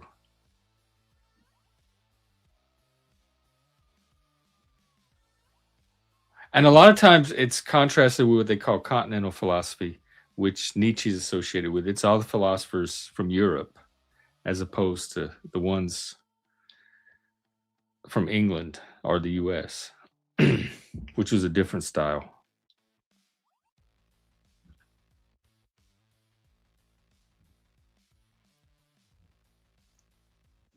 Yeah. Well, I was thinking about studying philosophy, but I was like, eh. I was also thinking about becoming a monk when I was younger. I was like, holy shit, thank God I didn't become a monk. I probably would have left after a while though. I would have been bored. Praying 4 hours a day. Like you would have left? Like I thought I wanted to become a monk, and I was like, nah, man. I probably would have left after a while. It was really boring. Like just walked out. Fuck this. Fuck all this. Well, I might have like stayed. I don't know. Maybe I would have been different. But if I were to have become a monk, Well, why would you want to know. become a monk if you already know you're just gonna walk out? You obviously are not called to be a monk. because I was like autistic, I was like Oh. bullied, and I didn't like life. So maybe being a I'm gonna monk become a made you monk. That'll show up. safer.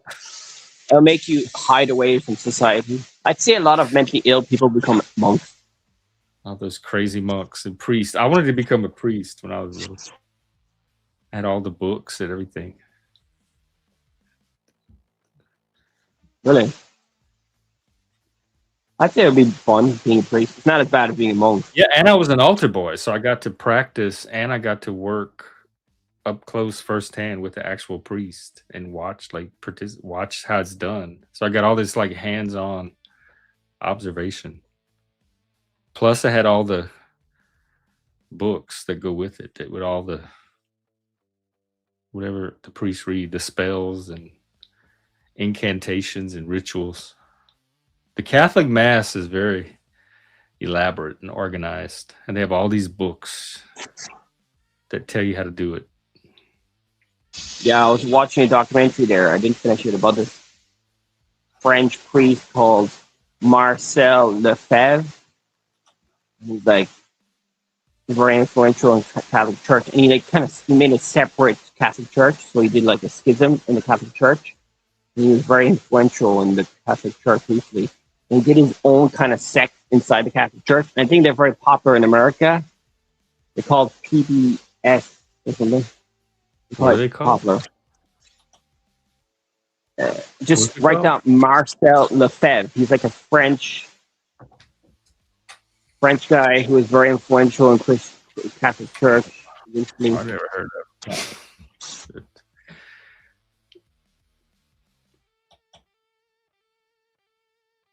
He was excommunicated because he was in 1988. Oh, this is all recent for consecrating bishops without papal approval.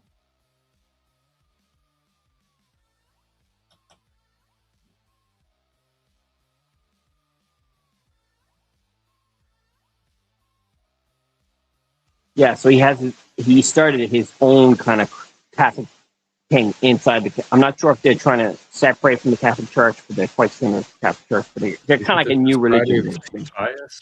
Let's see.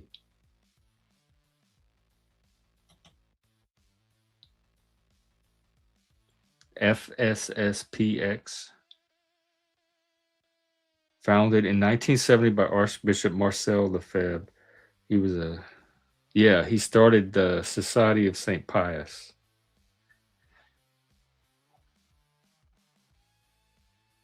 It's a priestly fraternity.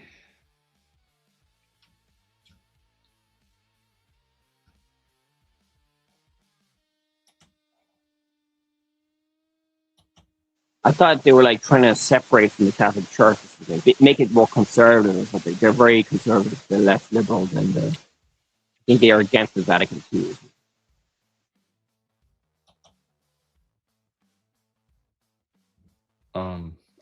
You sound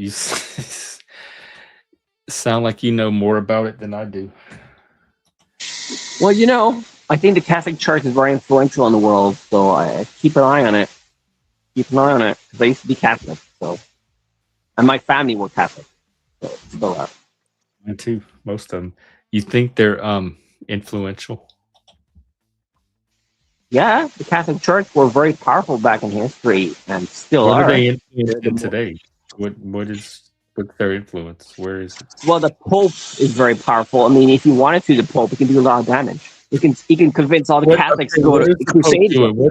What? Tell me about the Pope and how he's influencing us. What is the power that he's currently exercising? He's probably more liberal than a lot of. Just give me something concrete that the Pope is doing right now to influence something.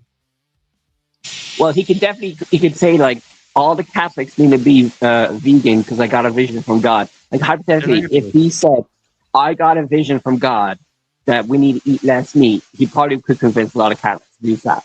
Because the Pope is. You have to believe the Pope. That's what you're talking about. You think he has like mind controls all the Catholics? Well, the Catholics believe. I thought the Catholics have to. That happened in my lifetime as a Catholic. I've never seen the Pope say something and all of a sudden Catholics change everything based on what one Pope comes out and says new. In fact, I saw the opposite. I saw one Pope in the 90s come out and say it was okay to love your gay children, and people resisting that and saying, "What? I can't believe you're telling us that it's okay to love a gay person." And a lot of people push back on that. So the Pope can't just come out and say anything he wants and people blindly swallow it. But don't the Catholics have to trust the popes, or don't they say that the popes are ordained by God or something? Who's they? I don't know. Who is they? The religious the laws about the Pope, like they think the Pope is special or something, have higher power. We almost never talked about the Pope growing up. We saw him on TV. I remember the Pope Mobile. But don't you think being Catholic was going to your local church and you had a local priest? You probably would rarely even see a bishop or even a cardinal. you had your local priest, and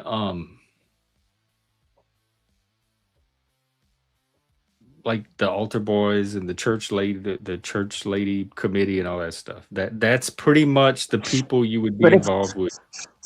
But if I was a pope, right, I would be like super lib. I'll be super environmentalist, which is what kind of Francis was. Pope Francis. I'll probably be more like him, or more extreme. Well, to be fair, if I was the pope, I would like do lefty stuff, and I'll probably get kicked out or killed by the Catholics. I don't know. I didn't know about your Pope fantasy. That was interesting. But everybody wants to become powerful and influence the world. I've never had a what if I were Pope fantasy. I'm definitely not wearing those outfits. That's the one thing I'm sure. If you were a priest, though, would you have fantasized about being Pope? No, I did fantasize about being a priest as a kid. That was one of the things I wanted to do. I took it very seriously. Would you have been a liberal priest, or like thought of Pope? I like never once as a kid went all the way up to the Pope level. Like, oh, I'll start out as a priest, and one day I might be Pope. I never had that thought. Did you understand why people love the power of the Pope? Because the Pope. But I'm still trying to. I think you think he has more power than he does. That he can just say whatever he wants, and millions of Catholics are going to. He has a lot of influence on the world. I've never seen that happen ever. Growing up, my mom never came to me and said, "Yo, the Pope just came out and said this thing. We have to do it this way now." Saint Paul II helped collapse communism. The Saint Francis probably helped the environmental stuff. What else?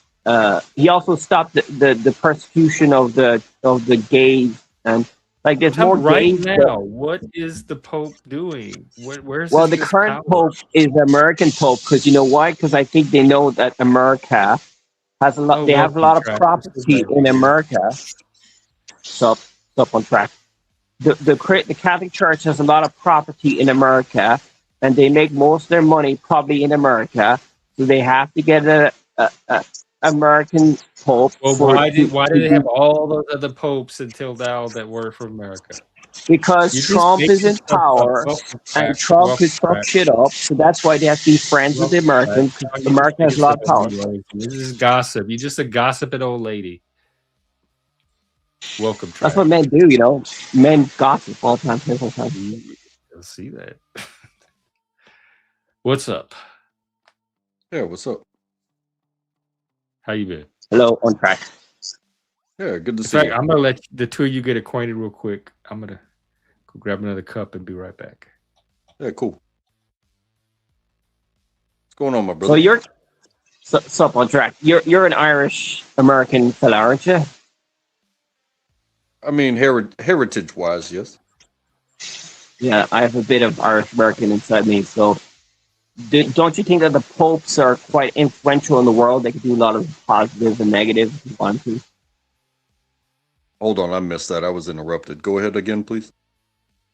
The popes can do a lot of positive or negative stuff for the world and cool stuff. Well, I think, like you said, it's a political figurehead. I pay zero attention to any of it. Are you religious? Untrackable. But by my own definition, yes. So you're non-denomination kind of fella. I think that's fair to say. Would you go to church once a week or? No. All right. You've read the Bible? No. You haven't read the Bible? No, I have not read the Bible. How you been? I've been doing very well, and I hope you have as well.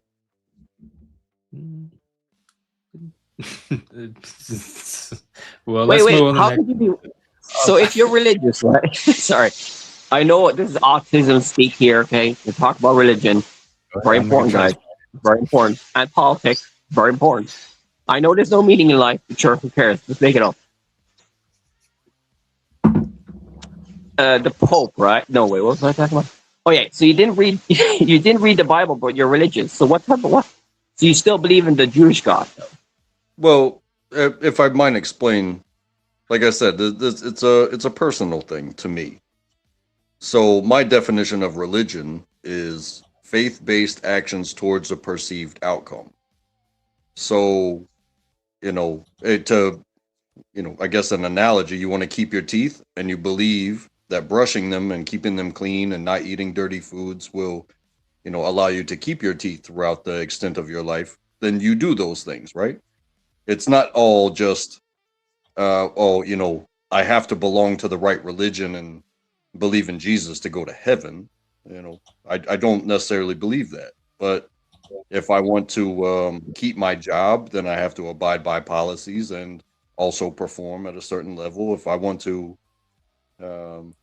keep my freedom, I can flex it to the extent of until where it becomes a violation of somebody else's freedom. You know what I mean? Type of thing.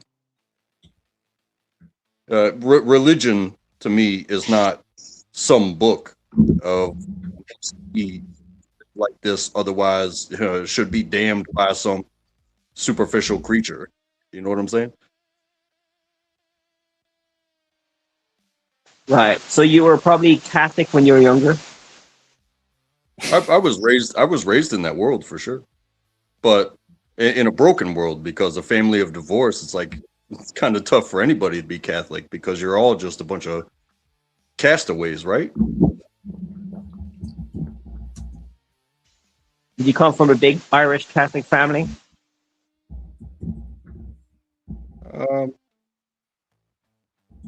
I don't know. I don't know how to answer that.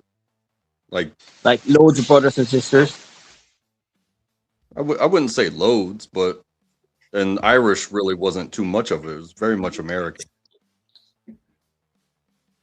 Yeah, because I have 6 siblings, so I'm just imagining, typical Catholic family, Irish family. So you weren't very religious as a family. Go ahead. Well, it's tough to have a large, well, okay, I'm the youngest of 6, but my dad had more than one wife. So it's like, it's not like we grew up together. You feel me? Okay. Right. Like we all sat around and dealt with each other and, kumbaya around some, dinner table at the end of the evening. It was very American broken home type shit. Very Gen X. Right. Yeah, liberal. People were more liberal. I mean, it was the '60s, the boomers that rebelled against the old ways. It was really the boomers that did all the radical changes. And you were a product of the boomers. You're not a boomer, but you're a product of the boomers, yeah? Well, that sounds like playing the blame game. Well, there's always something to blame in life. We always just have to blame nature. Not for people that take responsibility and accountability for their own outcomes. Yeah, but you have to blame. You have to find the problem. Mindset. But if you don't blame something, you don't have to blame. It's so much easier when you just say, "Hey, I'm here now. What are we doing right now? I learned a lesson back when I failed, and I learned a lesson from those that failed before me. But I'm here now. So what can we do now? I don't want to fail. What are we doing right now? What can we do now? But I'm willing. I'm willing to give it a shot, even if it results in failure. But failure again it's like beauty. It's in the eye of the beholder. Failure is in the eye of the beholder. That might be true. well, you know what? I don't know what blame. If blame justified, yeah, obviously there's blame. Sometimes blame is justified. I mean, if there's a problem, we have to blame it on something. No, It doesn't have to be human, but it has to be like solve nature. it? No, you don't. Yeah, we have to blame it and then solve it. You can. I don't have to blame it. Well, yeah, you're blaming me for being stupid right now, so you're doing the same thing. Where did you get that from? I don't think you're stupid. What you're criticizing me? Criticism and blame is kind of similar, isn't it? How did that even come in? No, I don't even understand the term blame. I don't even really know what it means. It means like get what you just said about I called you stupid or something. No, you're blaming me. You're criticizing me, which I was implying was kind of similar to blaming, which, you know, when you criticize something, it's similar to me as blame, but I could be wrong. You inferred it. Okay, well, I didn't do any of that. I didn't call you stupid. I didn't say you were stupid. If you No, I was implying that you're criticizing me. When someone criticizes someone, the person gets triggered, so then they blame the criticizer. Well, they don't have to get triggered. They can handle it in many different ways. What did I criticize you about? That I was blaming. What was I blaming? The boomers for a lot of the shit. No, I didn't say that was track. I didn't even say that. I didn't say anything about that at all. Well, he was saying that we should not criticize the boomers. I was blaming the boomers. You don't have to blame something if there's to solve a problem. You don't have to blame it on something in order to solve it. I didn't say anything about the boomers. And I apologize if I came off critical of the view. I just said, it sounds like the blame game, like like a deflection of, like Jeff said, about responsibility, a deflection of responsibility. It's like, oh, I am the way that I am, and the economy is the way that it is that I live in because of those that came before me, and they abused the system that was created after a war-torn country built itself back up, and everything was so beautiful, and then they abused it, and now, that college degree is going to put you in such a debt that will never be paid off. You know what I'm saying? That's the blame. But some of that could be correct. Some of the blame could be correct, though. You should not say that blame is not always justified. I'm not. I didn't say it isn't justified. For instance, like, if I walk up to you and punch you in the face, it's not just by some occurrence that your tooth fell out. It's because some asshole punched you in the face, and the person should be punished for violating you in some that way. No, but you're implying that my blame was unjustified. That's why I got triggered, because I think some of the blame is not all our fault. You know what I mean? Some of the problems that are caused in life are not all caused by us. It's caused by past generations. Right, but it doesn't matter what causes a problem in order for you to solve it. You don't always need to know what caused it. Yeah, but blaming is not blaming a problem is not always bad. The blame is sometimes justified. It was either. I'm just saying it's not. You said something like, in order to fix a problem, you have to know what caused it. So you have to find the blame. And I just said you don't always have to do that. You can solve the problem. That's not a necessary step. You can find a solution to the problem without doing that step many times. Right. And also when it comes to that, it's like, it's different terminology, right? So blame could be like, cause and effect. What caused this effect? And then you guys were talking about like science earlier, and science is beautiful because you can say, hey, why did this happen? Well, that's, hey, what can we blame on this? And then you go and you do your studies, you do your researches, you conduct your experiments, and you find out like the root of where things changed that created a situation. And then you can implement tests to see, is like, hey, would this fix it? Would this fix it? Would this turn things around? Can we even ever go back anyways? Type of thing, right? Ask questions and never quit, right? Right. Yeah. So I don't even know what blaming is. I need to look it up. Science. I need to blame nature itself. That's all I have to do. Because everything really. Well, for instance, I'm in a situation, nothing horrible, but I decided to, question finances. And so I looked into tapping into my home's equity. So I went to this website and entered some information, looking my, personal information, looking for some calculations to see, what's available, what's out there. And my phone has been ringing nonstop ever since I did that. And I refuse to answer it. So now I'm on do not disturb mode. So I have to blame myself for asking a question when I did spend 30 minutes on the phone with somebody. And I made sure I did not mislead them as in, oh God, I'm in some sort of dire straits. Please solve my problem.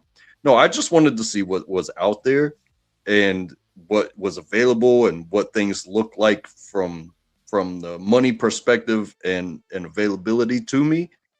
But I swear to God, ever since I got off the phone with that person, even while I was on the phone with that person, until 9 o'clock at night, my phone was off. It was just crazy. And then I'm at work at 7 a.m. and I still have this little buzz in my brain about what's going on and everything. 9 o'clock hits and my phone is just going nuts in my pocket. And then I was like, I got to put this on do not disturb.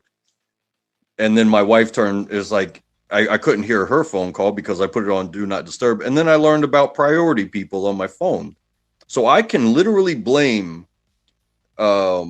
automated telemarketers that the moment you give them information, they're ready to sell you something, on learning how to put my phone on do not disturb, yet my wife can still reach me. You know what I'm saying? So it's kind of a win there. Wow, that's empowering. Perfect example too. Yeah, so now I'm just going to leave my phone on do not disturb. I don't even turn Because mine on. I don't even answer my phone. The notifications go through, so like I can scroll down and go through what happened, but this isn't going to be interrupted by a phone call. It'll just pop up on top of my screen as somebody gave an attempt.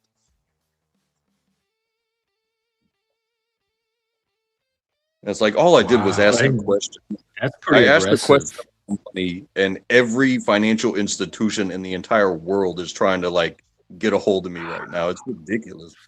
You're a target. You're under a lead, a mark. And I put it on my forehead, so I can't even blame them. I got to blame myself for even asking the question in the first place, right? And that's how it works. The moment you point fingers at somebody else, it's like, well, what do they call it? The sins of our fathers. But who are you going to blame, really? Like, we're not children anymore. Once you're not a child and you're out in the world, their mistakes don't matter anymore. It's what did you do to crawl out of that hole? If you've just been sitting in a hole waiting for somebody to come yank you out and be like, oh, I'm so sorry. I'm so sorry we put you in that hole. No, those motherfuckers are dead. And everybody else is trying to make it too. They see somebody in a hole, it's like, sorry, brother. That was vivid. Well, we blame each other, which is fair enough sometimes. No, you're the only one blaming around here. You are so attached it's part to of this problem blame. solving. If nobody blamed each other, we wouldn't have problems. We wouldn't send people to jail or arrest them. Well, hey, at the same time, if you don't have blame, then there's no need for forgiveness. But forgiveness is an amazing thing in and of itself too, right? So if you find Jesus, what did Jesus say about forgiveness? I'm just saying, if there is somebody that you can blame for, I mean, if you feel hardship because of a situation or an era or an individual or something like that, and blaming them isn't going to correct anything. Forgiving them may just clear your head so that way you can move on and be fruitful and productive on your own. Yeah. Well, I don't know. What did Jesus say about forgiveness? He said, forgive those that trespass us. And Forgive those that some. Oh, But that's from the Lord's Prayer. Forgive, lead us, give us our daily bread, and forgive us our trespasses as we forgive those who trespass against us. Lead us not into temptation, but deliver us from evil. For thine is the kingdom, the power, and the glory, world without end, forever and ever. Amen. Amen. And I heard the term "amen" is like a Egyptian pagan thing, isn't it? Amen Ra, I think. Pagan term. Yeah, I think it's related things. I think amen is just the American dialect of it. I think of when I hear amen, I think of yoga. Like, when they say, man, it's like a way of breathing. Like it really tightens your gut when you like put some effort into it. Amen. Amen. Yeah. Amen. Amen, brother. Amen. Well, when you just say amen, brother. Amen. Amen, brother. Amen. Amen. That's Amen. anti. Nobody says amen. It's men's. Amens. Men. No, it's all good. Amen. I do like talking about the problems in the world. It's fun, Oh, well, I'm glad you're having fun for a change, because usually it does not seem I love fun. I know. It's like my father. He's always talking about bad news. It's always the men that always talk about the bad stuff all the time. And yeah, I got it from my father because he's always complaining about everything. You know what I mean?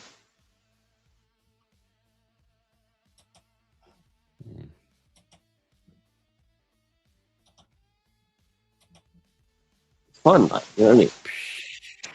Oh wait, hang on. I mean, if we didn't complain about anything, we wouldn't progress. We wouldn't. We'd still be in the Stone Age.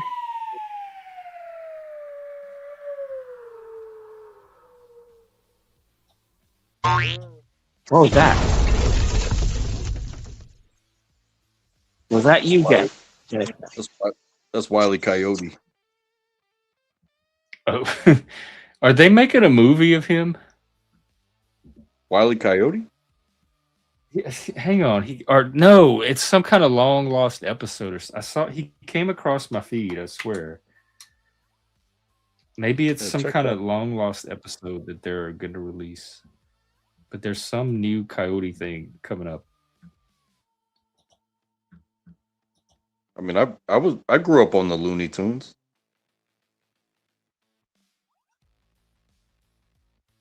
I did too, but I never understood them.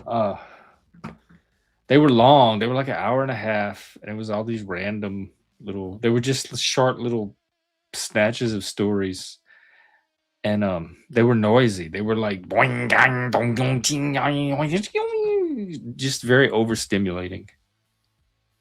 My dad would sit there and watch them for hours. You ever watched those crazy comics called with the crazy facial features, and they're very graphic. A live action animated film centered on Wile E. Coyote called Coyote versus Acme. Oh, it's going to be a live action Wile E. Coyote. What? Wow. Now, yeah, that's I gotta say, coming. I gotta say, be careful with that live action stuff, because remember when Disney remade The Lion King, they said it was live action, but it was, it was computer animation rather than hand drawn. It wasn't real, like it wasn't real lions. You know what I mean? Who is playing Wile E. Coyote? It didn't say. But that was something that was very special about the Roadrunner and Wile E. Coyote, was that there were no words. Like the coyote never it was spoke. all visual.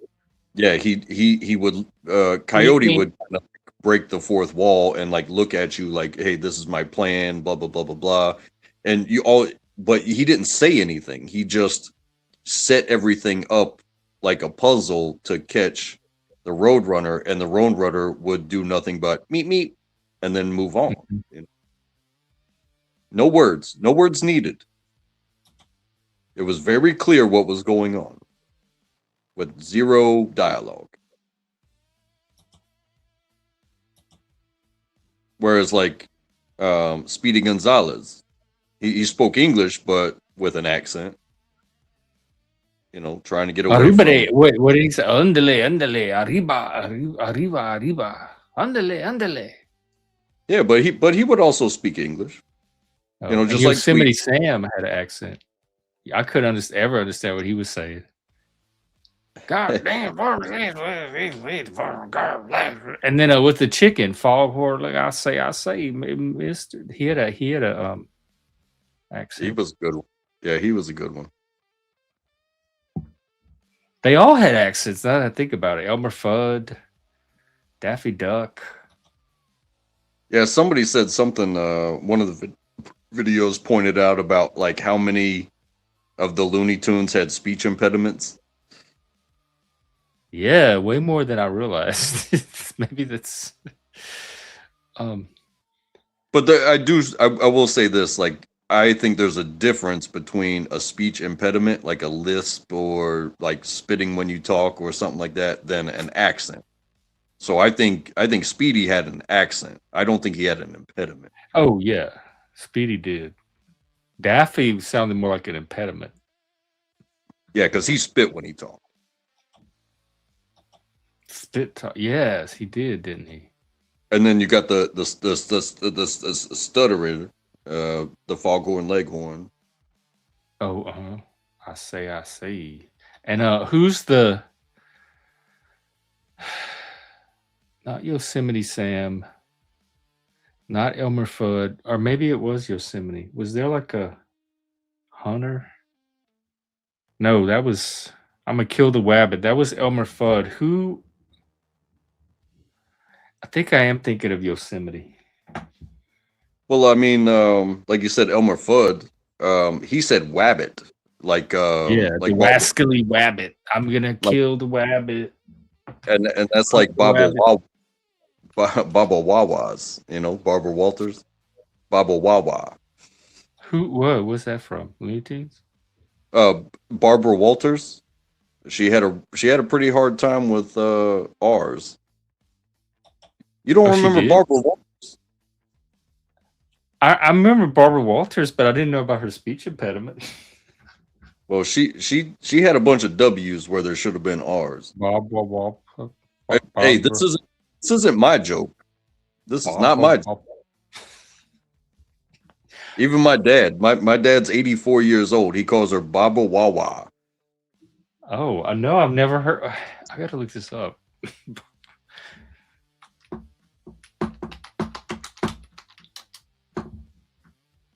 Barbara Walters. I typed in Barbara Wawa and Barbara Walters came up.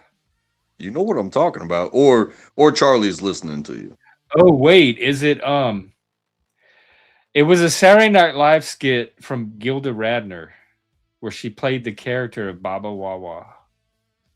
So it was probably Gilda Radner making fun of Barbara Walters that originated this meme. And it was that would have Baba been Wawa. And that would have been in both of their primes, because Gilda Radner, you know, she died of cancer, but Baba Wawa lasted a bit longer.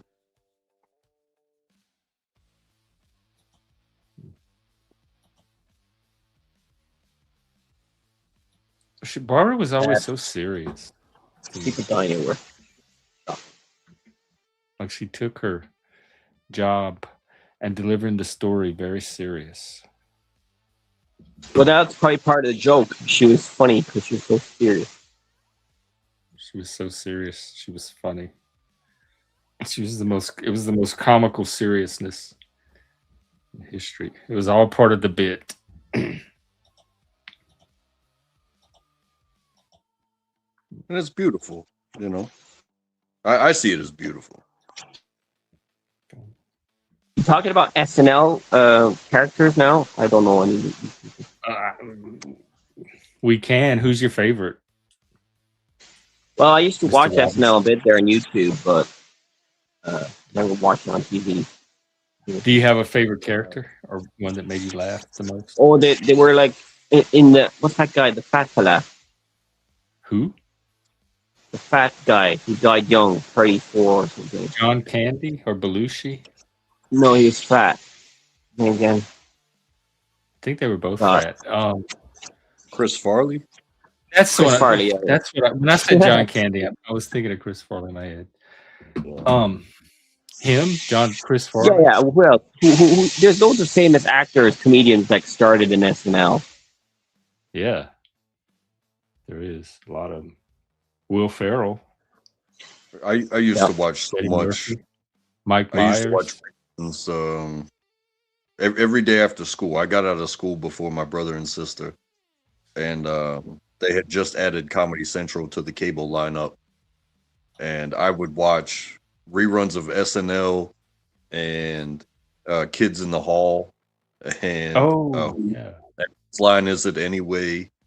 And it really kind of like, and I was a kid watching, what's supposed to be like late night adult comedies. And these aren't even like the adult of things. These are things that are widely broadcast. And his like, I learned the way the brain works,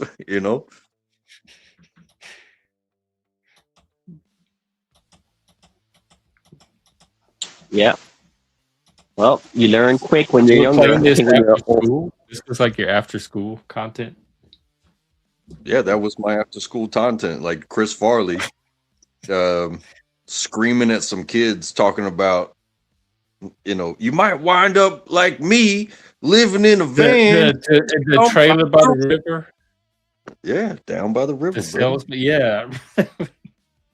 In a little. If hey, that man lived fast and died young, but that, call it 2 minutes, if you will. It's I can't say it changed my life, but to think that it didn't leave like a footprint of its own on my brain. Like you can go down the road and it can suck or it can be enjoyable for a minute. But if you stay down that road too long, you'll be lucky to be alive for one. But it sucks even more to live in a van down by the river. I'd say there's homeless people out there having a great time. Better life than a billionaire. Probably. It's fucked up that way the world is. Probably so. A lot of it is just mental attitude. Some wealthy people have very shitty mental attitudes. I wonder who's the most depressed billionaire right now. There's only like a few. There's like 5,000 billionaires in the world right now. You know what? I think I will ask the AI. I think that's a worthy. I want to see what it comes up with at least. Who is the most? No, who would you say is currently the most depressed billionaire?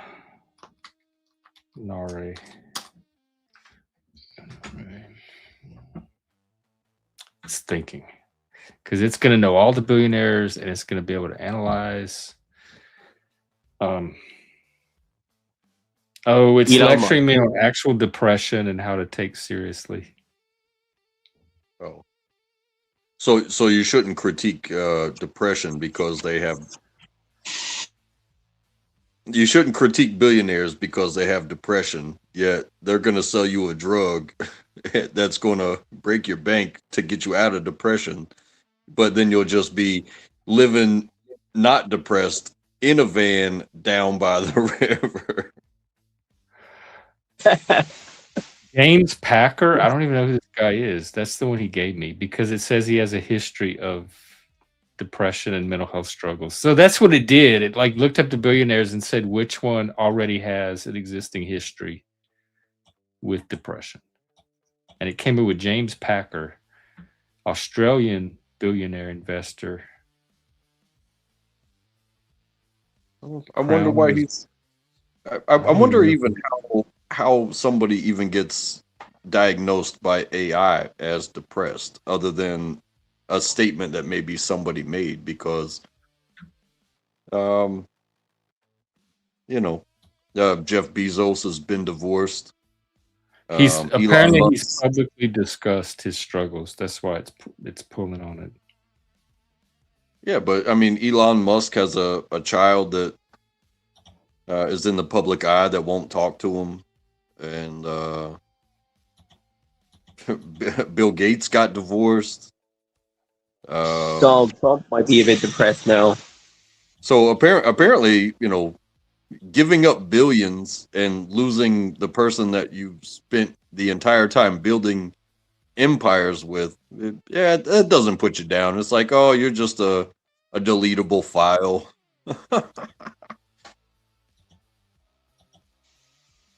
Yeah. I don't know. I wouldn't be surprised if there's a higher percentage of depression amongst the powerful.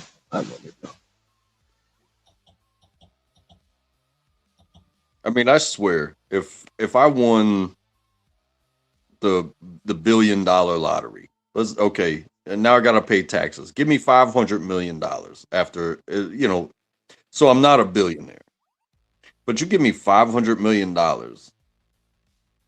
and I'm not saying like you, because I would probably still do this, like talk to people, but it would be awesome to just like separate myself, like get a big piece of land and just go there and do my own thing, like have my pool and my game room. Have your trailer next to the river. You don't think it'd be boring? It sounds like Parley. It's not like a prison. Like what's it called? Yeah, but I could go out when I wanted to go out and come in when I wanted to come in, and have a gate and whatever. But I don't think I would just be like bye bitch, take the kid with you. No, fuck that. It's like, no, we're gonna have everything. You take your wife and kid. That's at least good, thoughtful. No, it's because that's the money would be for us to have the best life, not just like, oh, I won the lottery. Hey, here, take half. Now I have 250 million. That's still enough, right? To just be the jerk I want to be. Oh, fuck that. You don't need that. He could be a jerk for free. There's plenty of poor jerks. You don't have to wait for a million. I've dabbled. I've dabbled. I've dabbled. Me too. I'm talking about leaking money out of my house. You think I haven't been a jerk before? Oh. But I just can't get it. It's like everybody wants to rule the world. Everybody's got an opinion. Some people can just buy their opinion into actuality, whereas the rest of us, we just sit here and scream at each other. Like, no, you're wrong. No, you're wrong. No, you're wrong. No, you're wrong. It's like, okay, that I had my fun for the night. You exercised my vocal cords, and I hope you have a good evening. Everybody take care of each other. I'll see you next time. Man, I should clip that for my closing. Go out on that every night. If it works, that'd be fun. Well, vocal cords were definitely exercised, which is one of the things that I hope for this space. So I'm glad about that. I think that's part of what I've learned about like meditation. It's like you could be completely by yourself in a place where nobody will hear you, but it's still important to breathe and make noises. Vocally, to just the fluctuation of sound. It vibrates in your what do they call it? Your station, and it exercises the brain. It gets emotions out without, or I've even actually been in a screaming room where it's like just We just need you to scream until you're tired. Wait, you And went to a screaming room? Tell me about that. it's not like it was a prescription, but it was fun. How did it work? You You paid? just go there and scream until you can't scream anymore. I know they have And, those rage rooms where you can like smash dishes and stuff. right, and that's kind of a more of a, you know, I don't know how to describe it, but like a witness of your power type of thing. Like, oh, hey, seeing something that doesn't need to be broken and breaking it, right? Versus the feeling that you get when the vibrations are originated from within inside of you and they travel out of you. And then you come out like you talk normal. It's like, hey, I don't have to scream anymore. It doesn't do anything. Screaming doesn't break down these walls. How long did it take you? I think it was about a 5 minute. It was about a Oh. 5 minute exercise, and that way before 5 minutes, it's not like anything hurt or anything, but it was like, why am I doing this? You know, the first bursts felt really good, but then after the time was up, it was like, wait, why do we scream at each other? Why you know, as if me screaming at my partner or me screaming at my boss or me screaming at anybody, like a clerk at a store or even on these YouTube streets, like it doesn't change. It doesn't change the message that you're trying to come across to just be loud. It really doesn't. I mean, in the just takes- future, if we're very educated and civilized and polite to each other, it'll be funny. Everybody never fight. If we're all Canadians, okay? The whole planet was Canadian. Very polite. Very nice. It'd be fun. Back to the unrealistic future again. Thank you for continuing to take this. Well, if the whole planet had got therapy, okay, and we're like super educated on this mental health stuff, I'd say the human race would be hopefully better. But you know, there's a lot of people out there suffering with mental issues, and all you want is to make them better. And that's the whole point of life: make things better. Why can't people make their own have selves goals better? to make the world a better place? The whole point of life. Why can't people make their own selves better? Why do they have to be doing it on your timeline in the way? Well, if everybody wants to do it themselves, I don't think they'll be able to solve it themselves because, you know, humans are social species. We need each other. Forced self-improvement. Well, we do that with jail. Well, I mean, like in China, they send to education camp. Like China, you they said, send you said it earlier. You said the word triggered. You know, causing somebody to kind of leave their what, you know, their whatever zone they're in. It's like, hey, comfort zone. You know, they came in a bubble of, you know, a presentation, and hey, all I got to do is say one word and it bursts their bubble, and all of a sudden, this isn't a conversation anymore. It's a screaming match and name calling and ad hominem and all that bull. And it you know, all of a sudden there's not a discussion. It's like, hey, look at this wild animal that can't control themselves, right? It's like being triggered. It's like, hey, how about you concentrate on you, and the moment somebody tries to burst your bubble, like be bigger than that. Be bigger than your bubble. Don't need a bubble. You know, how about that? What you do it in a bubble in the first place? Yeah. That's what you get for having a bubble. But I think there'll always be triggered and triggering times. So, as I say, the truth hurts sometimes. So, that's just life. And we're a social species. So, if we were all to try and take care of our own problems, Go ahead. Say again? So if No, you go were to ahead. We're only supposed take to- care of our own problems and not get help, I don't think it would solve things, because I think a lot of, like, especially men with our violent tendencies, we would. I mean, I don't know. Obviously, mental health problems will always be here, but yeah, that's it. For I sure. don't know. Are either of you fans of comedy, like the roasts? Because there was the roast of Kevin Hart. I don't know if you Oh guys pay yeah, attention to I any saw of some that. of it. It was quite triggering. It was triggering. for the Well, for the roast too. I watched it, and for the sake of comedy, which I grew up on that, and I'm entertained by that. And jokes are jokes, and they come from what is it? The equation for comedy is tragedy plus time. Plus I your mean, mama.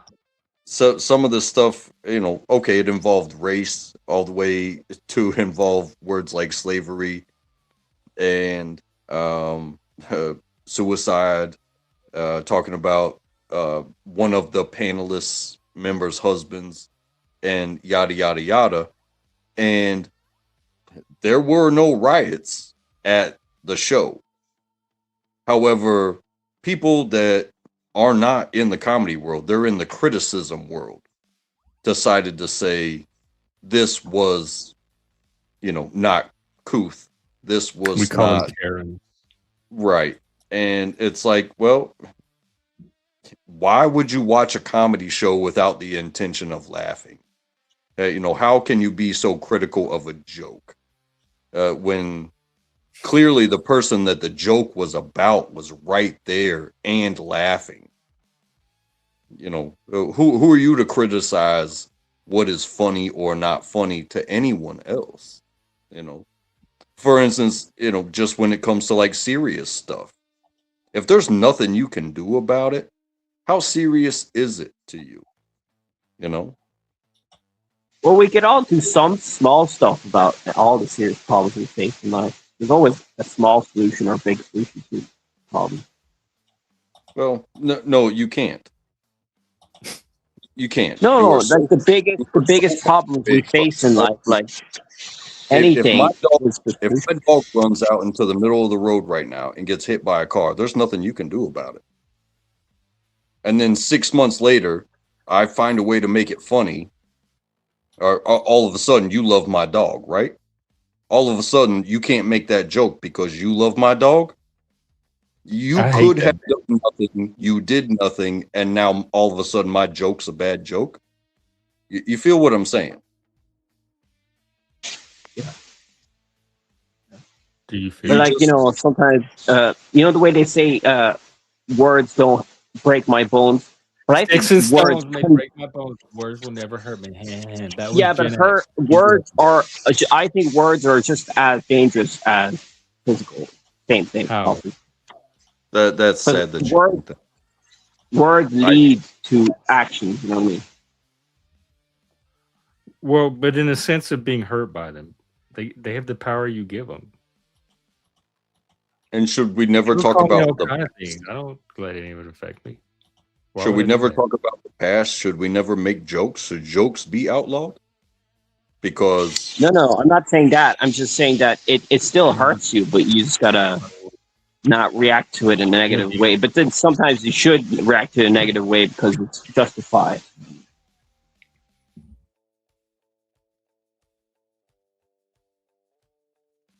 so laughing at a joke means that you're okay with the actions that occurred.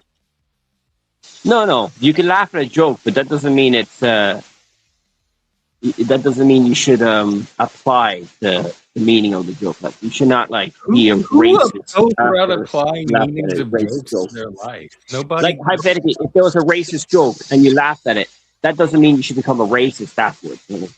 Yeah, most people know that nobody does that. Nobody hears a joke and it becomes that thing. That's exactly why. Like we're like, white oh, they just told a joke, from- haha, we laughed, and they go on about their life. That was one of the jokes was a white man stood in front of the subject of the roast, Kevin Hart, and said, because he's short, he said the joke was Kevin Hart's family came to America on a slave ship in a bottle. It was a short joke. I get it. Because of the It was little a ship. short joke, and it was a black joke, and it involved history. Did people laugh? I laughed. No, like in the audience. At the Yes, they did. so Now then- you have these. Yeah, but You there have was other these- jokes that were Kathy quite Griffin, the apology. against the Jews. They were joking about the Jews, and then they didn't laugh that. Well, again, they said, hey, these rich people down here, they're not laughing at these jokes because they're the ones that are going to be put on camera. It's the upper deck. That's who we really care about. And it's also the viewers out there that are watching the stuff. People like me sitting on my couch watching a 3-hour roast. They don't care. Hey, you got money and you're trying to protect your public persona. And it's like, go ahead, don't laugh at my jokes. I guess I bet you Will Smith won't step up to somebody bigger than him and slap him in the face. Damn, that sounds like an intense roast. He was fighting with the rich people. I mean, that's just how it goes. Like you got your famous people in the gallery, and you got everybody else that's just watching and laughing their asses off because they are not rich. And joking down is fine too. I don't mind if you joke at the poor and the rich and everybody. Well, What's wrong with the Jew jokes? Well, I think that it was more controversial. I heard the Jew jokes were more controversial. I think the Jew jokes were probably controversial because right-wing comedy has been taking such a precedent in the comedy world, almost like a gatekeeping type of thing. Oh, white Christian males, yada yada yada. As far as they call it the Rogan sphere, and that's why it Christian males is now represented by Joe Rogan. It doesn't bother me that comedy is boosting, like there are Netflix specials and big money for these performers. That doesn't bother me. The content doesn't bother me because I'm not a pigeonhole type of person. I'll watch anybody that even claims to be funny.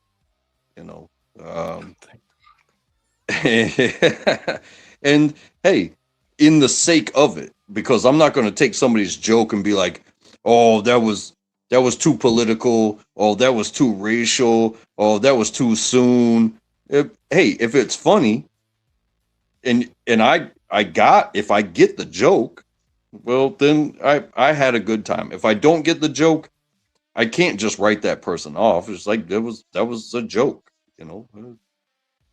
Different people have different styles of giving, and people have different styles of receiving as well. So there's something out there for everybody. Happy Pride. There you go, brother. Happy Pride. All right, guys, I'll let you go. Nice conversation. Hey, take care of yourself, sir. Yeah, thanks. Take care, Sean. You as well. See you next time. Yeah, probably. All right. Well, I'm going to ask you this question, Track, and then I'm going to go take an intermission while you kind of think about it and answer it a little bit. Okay. And then I'll come back for the meat of it. But what are you proud of? Because I'm trying to expand Pride to be a month that everybody can participate in and find things about themselves that they're proud of instead of just gay people or LGBT people.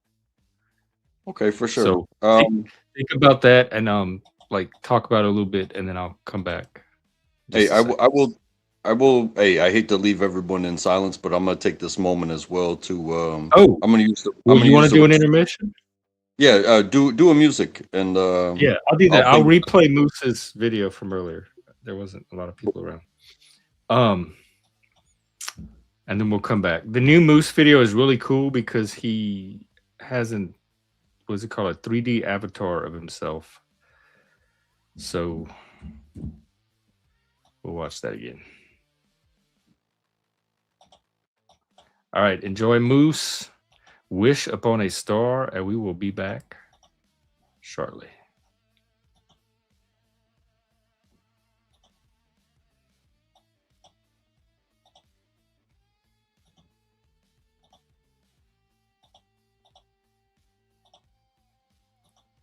Here, I'll just leave us up.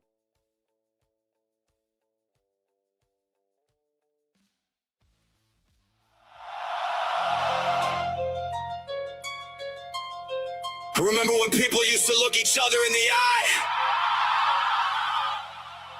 When a handshake meant something. When heroes weren't influencers. When food came from farms, not factories. Maybe I'm romanticizing it. Or maybe we really lost something.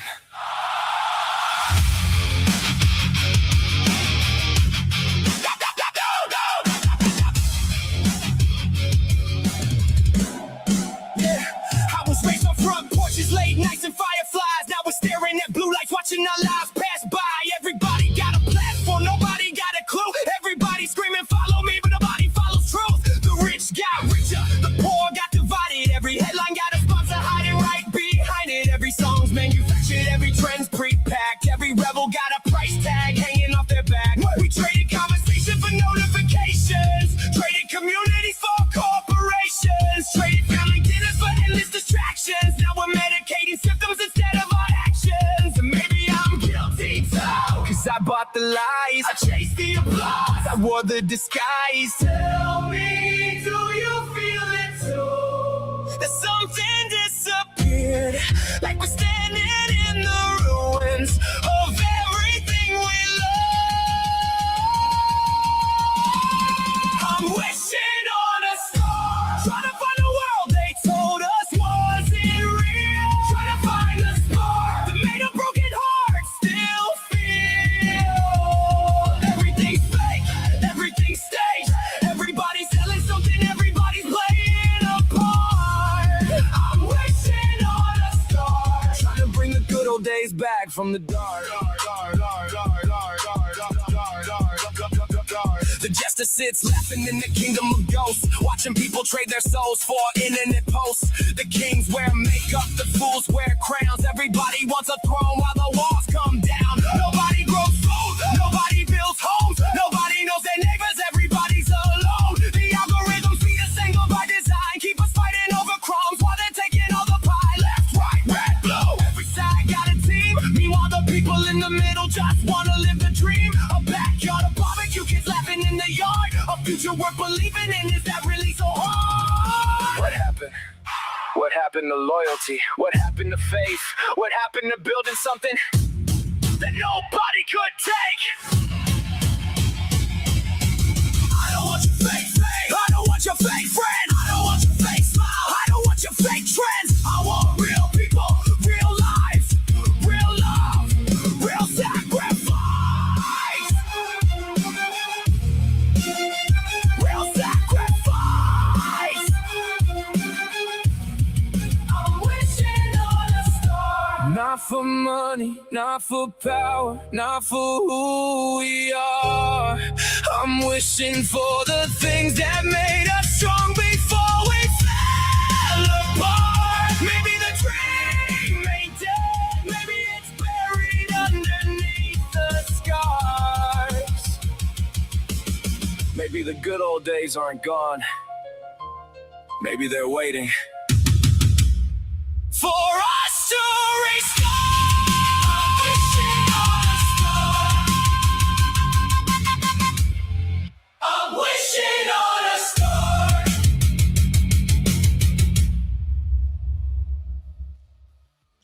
That looks like a political commercial at the end. Vote. This campaign was paid for by Moose Productions. Vote for me in the general. Welcome back. I think the good days are any day can be. What's the days are as good as you make them. So what's stopping you from making today a good day? Or why isn't today an option as the good days? That's how we got all the good days I got from making them good days at the time. And then they build up. And you look back and you're like, look at all those good days. Why is it life like that? Go make it. You made it like that for all those other days. Go make it like that for these days. Empowerment, self-empowerment. For sure. Oh, welcome back. So, what are you proud of, sir? I'm proud of my child's progression. And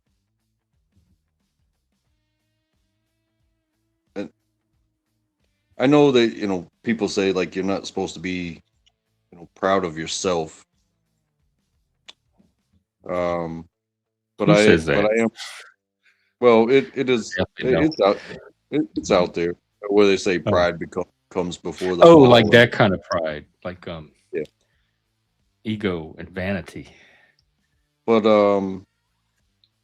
in that sense, I'm proud of myself as I have been created to be. My parents, regardless of the situation, they made me who I am, and my friends, extended family, and even every job that I've been through where, maybe I wasn't my best. I didn't get it. And I moved on, but every little step of the way, it was something that came with me to today. And it's not the end of the road. Today isn't the end of the road. But the things that I do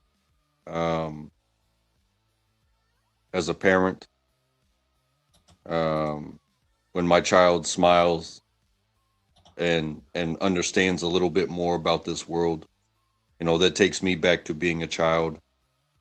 And even at work, when somebody feels like, I think it's part of your title about being like neurodivergent.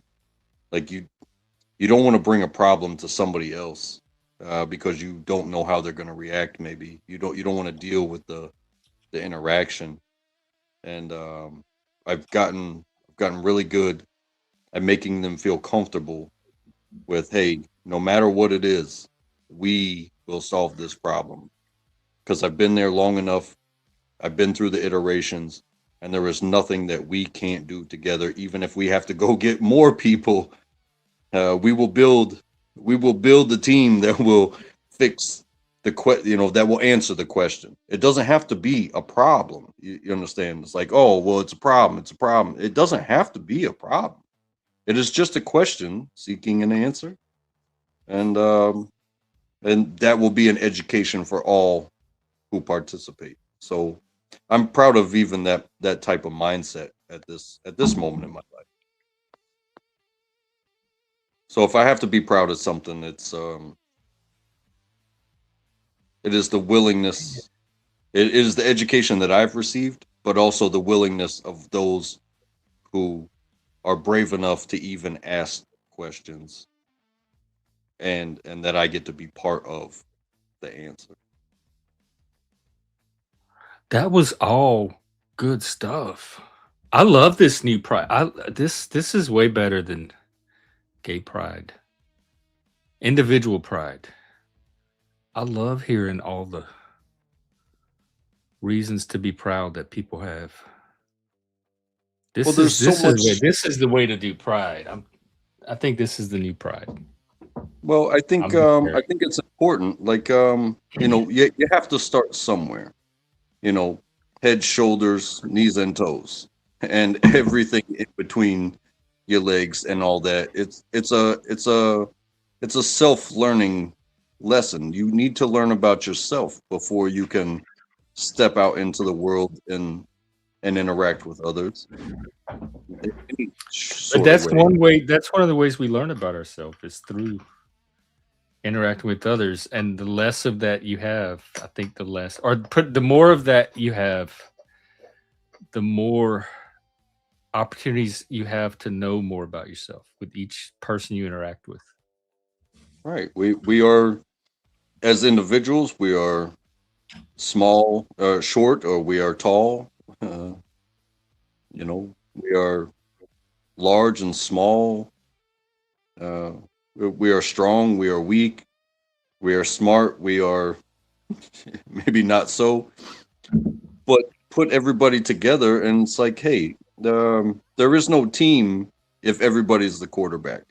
There is no Like team the if everybody's the coach. Who's playing the game?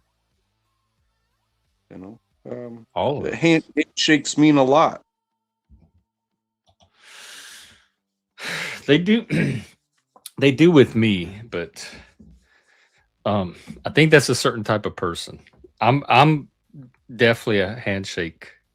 I can do things on a handshake. Yeah. But I think there's other people that need. And I think something more than that. all that I and because maybe I've been there and I probably still am there in certain instances, is that I'm scared to show up. Like Physically? I'm not confident in myself enough to be part of a team in certain instances. Whereas other instances, I show up and it's like, hey, where are you? And it's like, oh, I couldn't make it. It's like, that's okay. Don't worry about it. Catch you next time. But we're gonna keep doing this, and when you are comfortable with yourself, we'll be here doing the same thing we said we were going to do. You know. What's going on at work? Anything new? No, nothing new. It's the same stuff, just a different day. And but I have to say, like, for what I'm doing, in the beginning, 10 years ago, I I didn't know what I was doing, and other people welcomed me in their own special ways of not saying, hey, you're not going to make it. Why don't you just leave? Nobody ever said that to me. Stuff like that. They're like, hey, this is how I do it. I'll show you how I do it. And then I'll watch you try to do it like I did it. And, next thing you know, I'm teaching other people, or even something as simple as like fixing a mistake. People come to me, whereas they've come to others and they're like, hey, you made a mistake. I need you to fix it. And they're like, well, who did blah, blah, blah, blah, blah, blah. And it just became this whole ordeal to where people wouldn't come over to my section to fix mistakes. And now, because of you? And now, no, not because of me, but now that those people are gone, because, the cycles of karmic justice. People working themselves out of the system. Now I have taught the new crew. I can't do it. I can't create their reactions for them, because we all have our mentality, especially when you're zoned in and focused and and you think you can do no wrong. When somebody comes to me and says, hey, I hate to bother you, it's like, you're not bothering me. If I made a mistake, this is my plate. I don't want it to go to the customer jacked up. So whatever it is, we're gonna fix it. We're not gonna waste time arguing about it. I'm not gonna get an attitude towards you for bringing it to me because we don't need a riff. Like, hey, bring it to me. Tell me what it is. We'll fix it. It doesn't matter what it takes. We're gonna make it right. And it uplifts me when people are not scared to come to me with that. And I think it uplifts them in their job in calling somebody out, because when you see something, say something, right? Don't be if every time you say, hey, Used this to is say wrong. that at my job. Right. It was But like a if safety every time somebody says something, they get put down for saying it, whether it's by teammates or supervisors or whatever it is, like, hey, are you sure, or blah blah blah, you It's know, not any supposed to sort of, happen in a or any safe sort of negative tone. It's like, well, why should I say something? Because it's just gonna break my mentality of giving a shit. Yeah. Whereas I tell them, I say, hey, you know, I make mistakes. As simple as my job looks, you know, it's more of a technical thing rather than, you know, I get lost in my thoughts too, and I pick up the wrong thing, whatever. But if I made a mistake, or if I can help somebody else, even if it's not my mistake, but my section can fix it faster, bring it to me, because we have a capability that, you know, alleviates a lot of back work. So bring it to me. You're not hurting me, you're helping the team. So that's something that I've grown on a lot. I gotta say, like, yeah, I've talked to you about, like, you know, with the new guys and getting them up Yeah. to speed and stuff like Because that. you were going to try some strategies with the one. And it's to the point where they can operate the machines. They have been through the iterations of the days,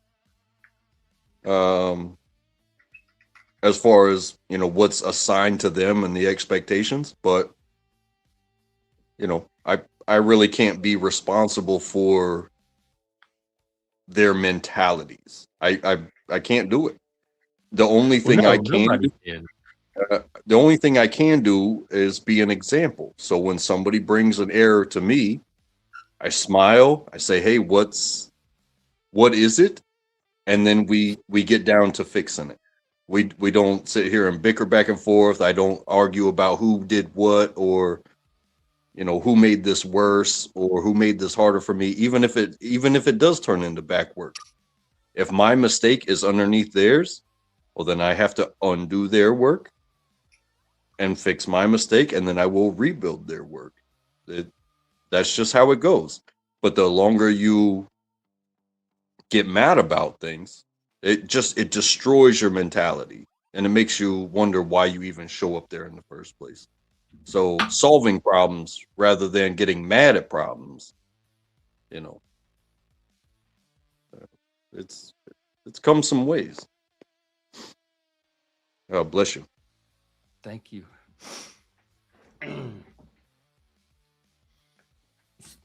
Oh, good. So it's working out. Like that one guy he was doing it like some weird way. Oh, and he still is. Okay. You just. And I got word that he's complaining about me. Oh. But I don't care. The word on the street is the way that So it there was described something to there me. then. I remember that we had like there was so much uncertainty around this person, and like whether was there something going on, were you just seeing things a certain way? But there was something there if he's also going and talking to people.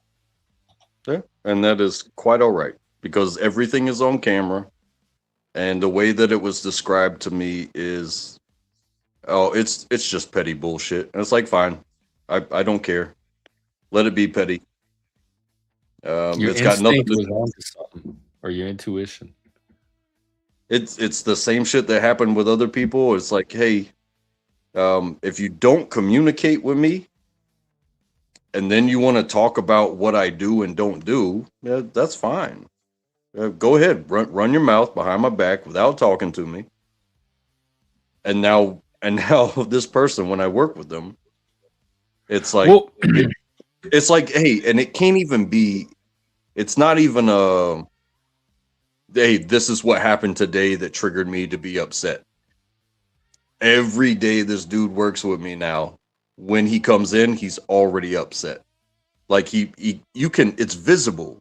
It is visible in his posture, in his face, and in his performance. And it's like, you being mad at me doesn't make you better at your job. I just hope you know that. Like, you tell I him am that. I am happy, I'm smiling, I'm solving problems, and I'm doing my job. You are the last thing on my brain. You have to perform, and I can't help you anymore. Like, especially if you don't talk to me. I have so much to say about this because I'm the same type of person you are. If there's a problem, just talk to me and make me aware and give me a chance to be part of the solution. Well, the job I had last year, that they had a policy where if you weren't comfortable bringing something up to a coworker, they had this big system that you could use to communicate it to somebody else or a manager, and they would tell the coworker. So it's like the whole workplace was designed to help you find ways not to bring it up directly to the person. And I would struggle with my managers when I first got there about that. I'm like, if there's a problem, I want people to bring it to me. And they kept explaining, like, some people are not comfortable. They might not want to tell you directly. And I'm like, well, that makes it hard to work with people that can't communicate, like need. So they had this whole communication apparatus instead of just directly telling a coworker. And they discouraged people trying to talk to their coworkers one-on-one because they wanted there to mediate in case things went off. And I'm like, I don't need all of that. Like, I know how to talk to other adults. I don't need hand-holding or babysitting. So some workplaces try to create a culture exactly opposite of what you and I would prefer from people. Well, and I will never claim to be like a grand communicator. Like, if there's something I want to do and I see a time frame in which I can do what I want to do without affecting anybody else, I'm gonna go do it. But then, because we're not doing the same thing, this is what come back. It was like, oh, well, you didn't tell so-and-so that you were taking a break. It was like, okay, he had something to do to keep us moving. It had nothing to do with me. So I snuck outside and smoked a cigarette. Came back in, and it was like, oh, well, he didn't say anything to me, but he went straight to boss. But you didn't tell me he was taking a break. Right, because you're on his radar, and they're looking for every little thing now. You're under scrutiny. But how about this? When the tables are turned, because it's a two-sided thing, and we both work different days on whatever side, when I have to go and do that specific thing to keep us moving, and he decides to step out the back door and take a vape, you know what I don't do? I don't go to the boss and be like, oh, he took a break and he didn't even tell me he was going to take. No, it's like, hey. Well, tell him that? No, he saw a time frame, just like I saw a time frame, to go do what he could do, and it didn't affect me at all. He was back by the time we were ready to go again, just like I was back by the time. But when you're on one side of the line or the other, you see where the other person is, like, well, I don't get to do that. And it's like, well, that's because you're on that side of the line. And you do have a choice. You get to take a break whenever you earn one. The fact that I am not on that responsibility side of the line, and while you're preparing something that I can't do for you, I stepped outside and smoked a cigarette while you were doing that, and I came back in, and by the time it was ready to go again, it was ready to go again. You do the exact same thing. So when you're complaining about me, you're actually complaining about yourself and drawing the eye of supervision to where you're going to get all of our breaks taken away from us. Yeah, that's what did he say to that? That's what I would tell him. That's what I'm wondering. That's if he's gonna have doing to the be. same thing, how can he go to a boss against you for it? Well, I mean, say we're in the middle of it. Say we're in the middle of the heat of the moment, and I disappear. I'm gone for, hey, let's just ballpark it and say 5 minutes for the shit of it. Oh, you're sitting there, you're trying to work. Maybe you're running out of stuff, maybe you're running out of space or whatever. And then I come back and I'm engaged again. Your whole question is, I didn't see you for 5 minutes, blah, blah, blah, blah, but there's no communication. Bro, maybe I had an emergency bathroom break and you don't get to tell me when to go to the bathroom. All you have to say is, I don't I'll have be back. I'm going to the Like, I'll be bathroom. back. All you need to know is I'm back in the fight and there's just zero problems, bro. Zero. None. It's just all superficial. I didn't see you for a minute or two. This is some nagging ass. It is nagging ass. Does he communicate with you when he does it? Does he like, oh, I'm going on break or I'll be back? Or just No, and I don't question him, and I definitely don't go run to the boss talking about, oh, I didn't see him for 5 minutes. I don't give a shit, bro. I know how this shit works. I've been doing it for way too long. You got to go to the bathroom, go to the break. Hey, you could disappear for 30 minutes, and I will wind up sitting there for about 15 minutes, and then I might go and talk to the supervisor and be like, hey, has anybody seen so-and-so? I mean, if you just decided to dip and go take a lunch in the middle of a work segment, well, that might be a problem.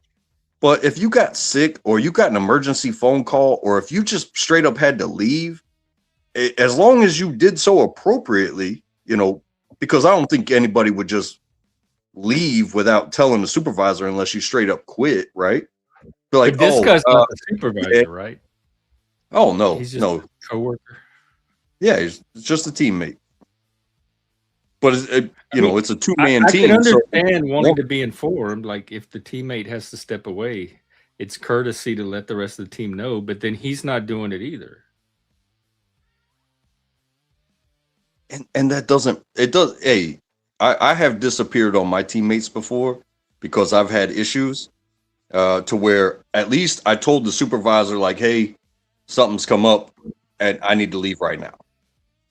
If the supervisor then doesn't go over or create a replacement for me in some sort of time frame, yeah, I can see how it could put a question in whoever I'm leaving behind's mind.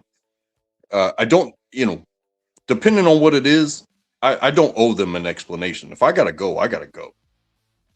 But then at least I told somebody that's there assigned to fix the problem, assign somebody else there or take it themselves, whatever it may be. But it's not like I just decided to eat lunch in the middle of a segment, Is this the only thing he's saying about you, or there's other stuff? I think it's the petty, the little stuff. Like, oh, I'm doing this, but he goes out there but he's not asking questions of his own self. Like I said, somebody that's brand new to the job, I mean, 6 months versus 10 years.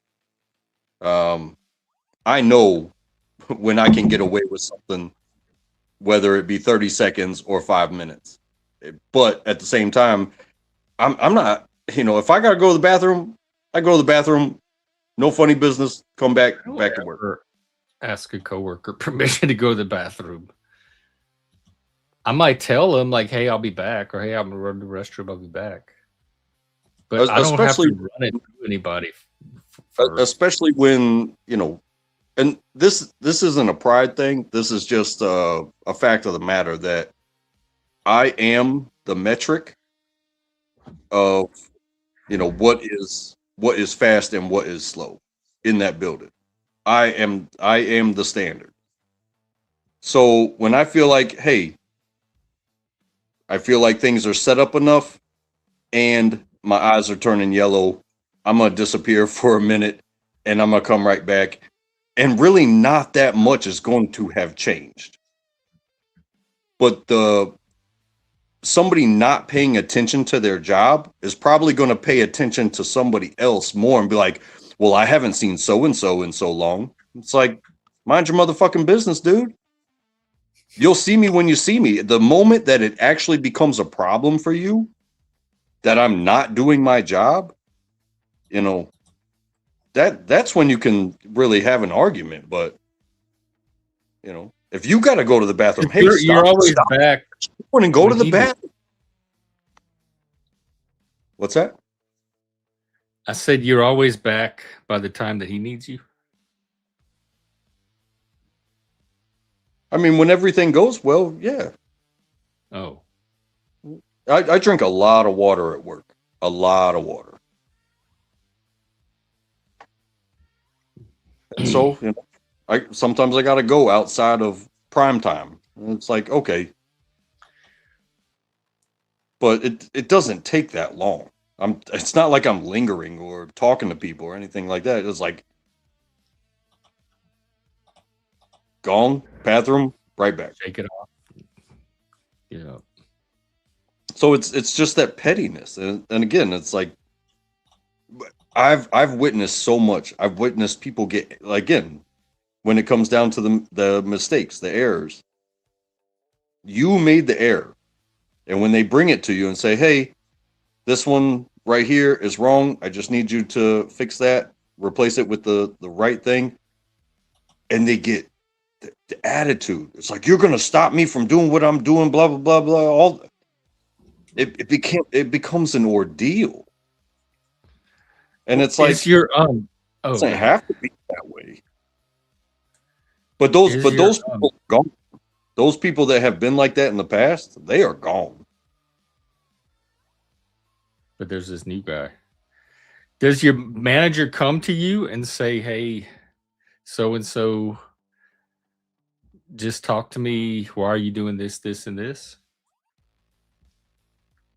No, I think I am more of a reference to my boss than, because like I said, I've been called out. Like through the grapevine that he's been talking and what he's saying. I did hear it. Did hear it from my boss, but at the moment he said, you know, so and so, I was like, I already know, and I really don't care. You don't even tell me. I don't care. I don't care, because I already know what it is. I already know that it's not job related. It's just some sort of, he took a moment when I didn't take a moment.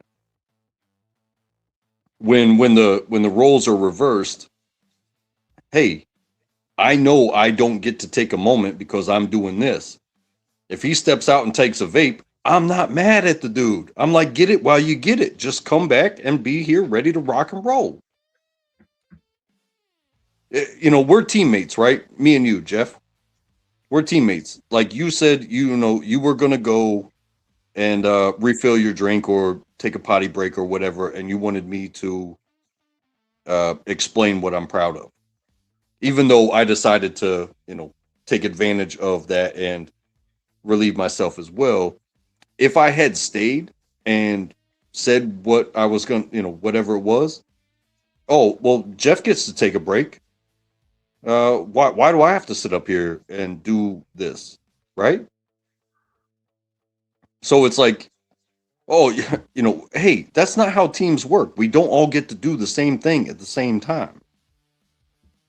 As long as you were where I needed you to be when I needed you for your part, like whatever. And there you the go. handoff or the overlap is, as long as you're there for that part, I don't care anything you do outside of that. I don't probably want to be paid attention. So as long as you are where you need to be at the part where I need to look at you and say, hey, here's the stuff, do this part next. That's all I care about. So if you're not showing up at those moments and he's going to the boss like, Track's not here when I need him, to me that's different than any of this other stuff. Hey, I'm telling you, it's okay with me to even work through with this the same way where, like, you know, if I made a mistake and somebody brings it to me, I want to make sure that that person is comfortable bringing that to me. I want them to feel proud of themselves for doing their job, doing it correctly, and taking it to the correct place to get it fixed, which is me, without feeling put down for calling me out. Call me out. That's what my error was. Call me out. Say, hey, you made a mistake. We need it fixed. Yes, I will fix it. It Let's get worked because this guy's all ready to call you out for all kind of stuff. it. All right. I mean, your coworker, you got it very comfortable. Oh, But yeah, why? Because if this happened with me and it takes somebody came to time. me, I'd be like, why didn't so and so just come tell me? Like, why do they have to go and tell you? But then the way the company was set up, they would be like, that's what we want our employee. We don't want them to go directly to you. We want them to come to us first. Well, I think I told you But before, like that's normally, I would just say, why he can just tell if there's a problem, just have him tell me in the moment when the problem's happening so I could fix it. That's going to help me much well, better than if I hear it secondhand after the fact. I think I mentioned it to you before, and that is what happened to my last two teammates when I had days off and they were working together. Somebody said, "Hey, you're not doing," and the other person responded, and then it became Oh, yeah, remember. a dialogue of violence that they spoke to each other. There was no violence, but it was the verbiage used. And next thing you know, they're both fired for what they said to each other and the scene that they created. That's what So I think. That's what companies are worried. That's why they have these. They discourage it because they don't I want don't want coworkers trying to anybody. have those conversations on their own. I don't want anybody to be afraid of me. I'm not somebody to be afraid of. But I'm not. I also would say, I'm not somebody that you should just talk any sort of way to. But they don't know my response, because if you say, if it's one sided and somebody's talking crazy, I'm just, I might just shake my head and keep doing what I'm doing, and that's when I'll take those words that were said to me to somebody. It was like, and what did you say? I just shook my head and kept on working. I wasn't about to argue with anybody, type of thing. Whereas these guys, they both said things to each other that violated policy to the extreme, and they both got fired on the same day. So, bringing it to the person that you have a problem with is the simpler solution, but maybe we're both passive aggressive, whereas maybe I'm more open to be receptive of criticism, and I won't criticize you to your face. I also won't criticize you to the boss, but you won't criticize me to my face.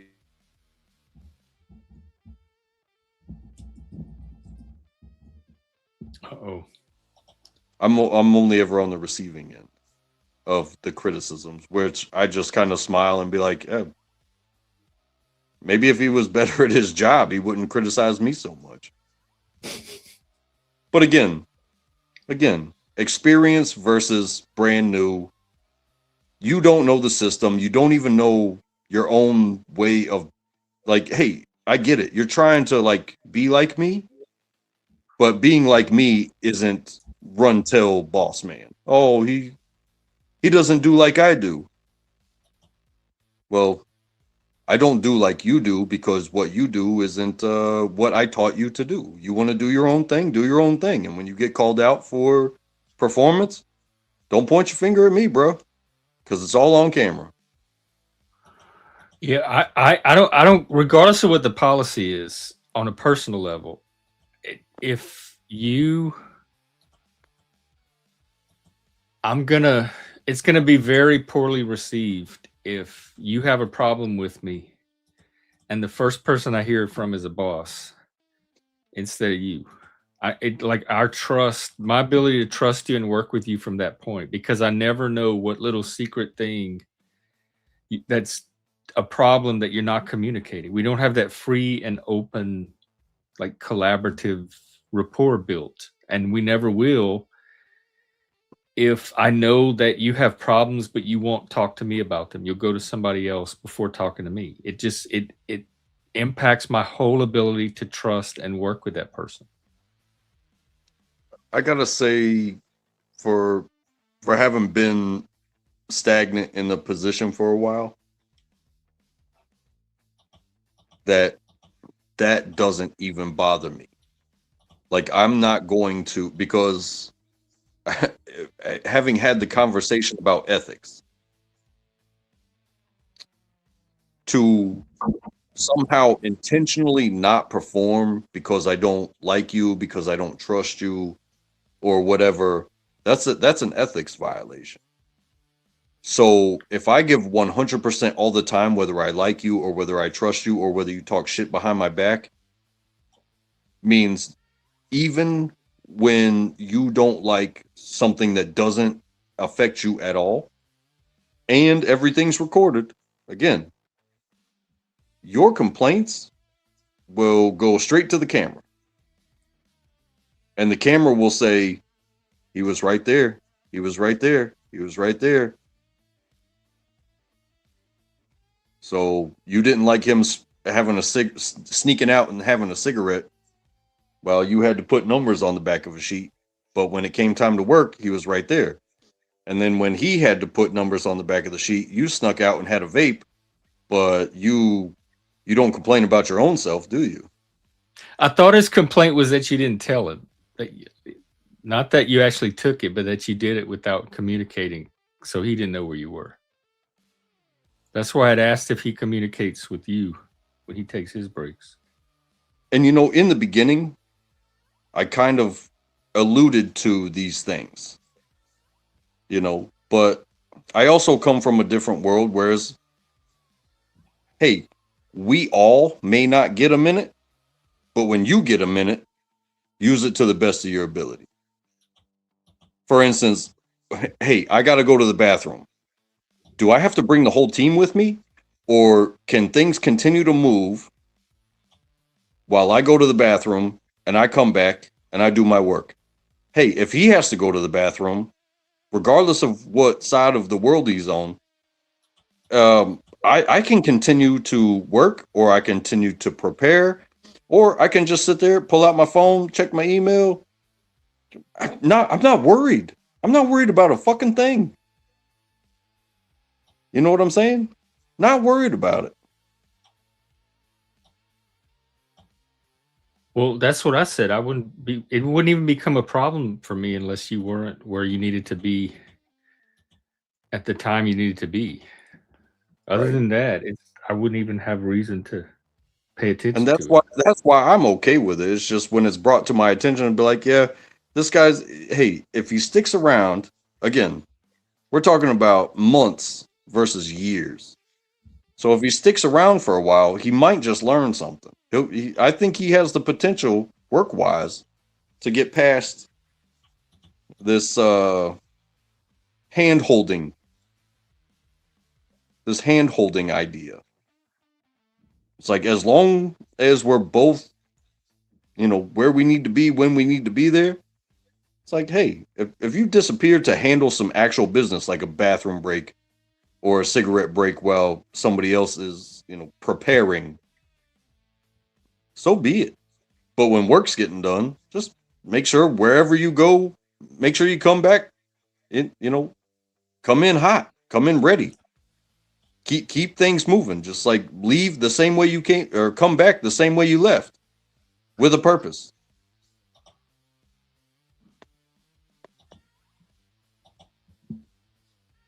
No, I don't know. It's like so much of it comes down to communication. Like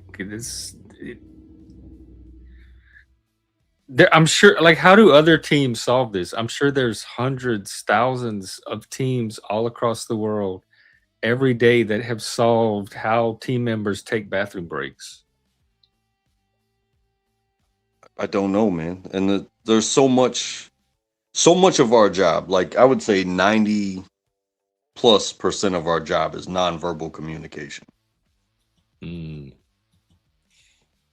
Because it's, create a hole, fill a hole. I create a hole, you fill a hole. I put a ticket in, it's completed, you take it away. That's more visual than nonverbal, because you're both looking at the work. But visual is nonverbal. Yeah, but I'm not saying, hey, take this one, take this one, take this one. Or give me that product. Give me that product. No, I created a hole. You understand the lineup. Fill the freaking sequence. It's nonverbal. That's 90% of our job. This one has a ticket in it. Take it where the ticketed ones go. There's a hole here. What is in the sequence? Red, silver, green. Red, silver, green. Red, blank, green. What's missing? Silver. Oh, there you go. You are Looking doing over. the job ready, Jeff. Jesus Christ. Nonverbal. But it's without me saying it. There's a red block, a silver block, and a green block. Take one of those out to where the color isn't there and just put the color there, man. That's how fast things have to go because we are at a distance to each other. There are loud noises. You see a hole. You know the sequence. What goes there? We don't have to talk about this. Just do it. You got to go to the bathroom and you come back and there's 3 blank spaces. What's the sequence, Jeff? Red, silver, green. There you go. Oh my God. You are a professional already. I know companies are lining up to hire me. Oh, it's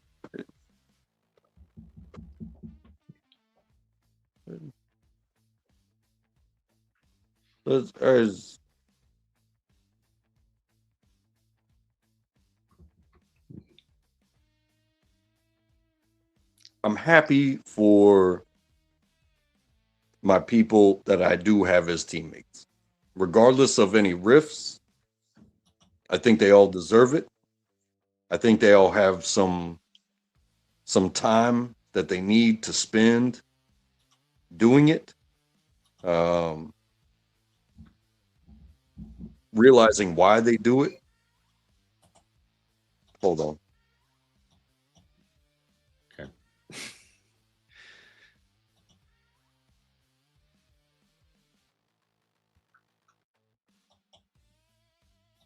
Because yeah, I don't know if I buy that. It doesn't sound like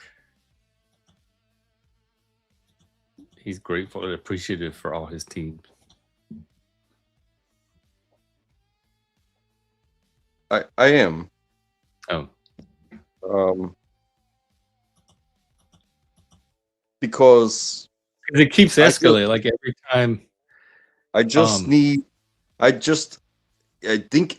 think maybe sometimes the job and the requirements and what we do gets in the way of why we do it. Because I don't go to work to make them happy. I don't go to work to,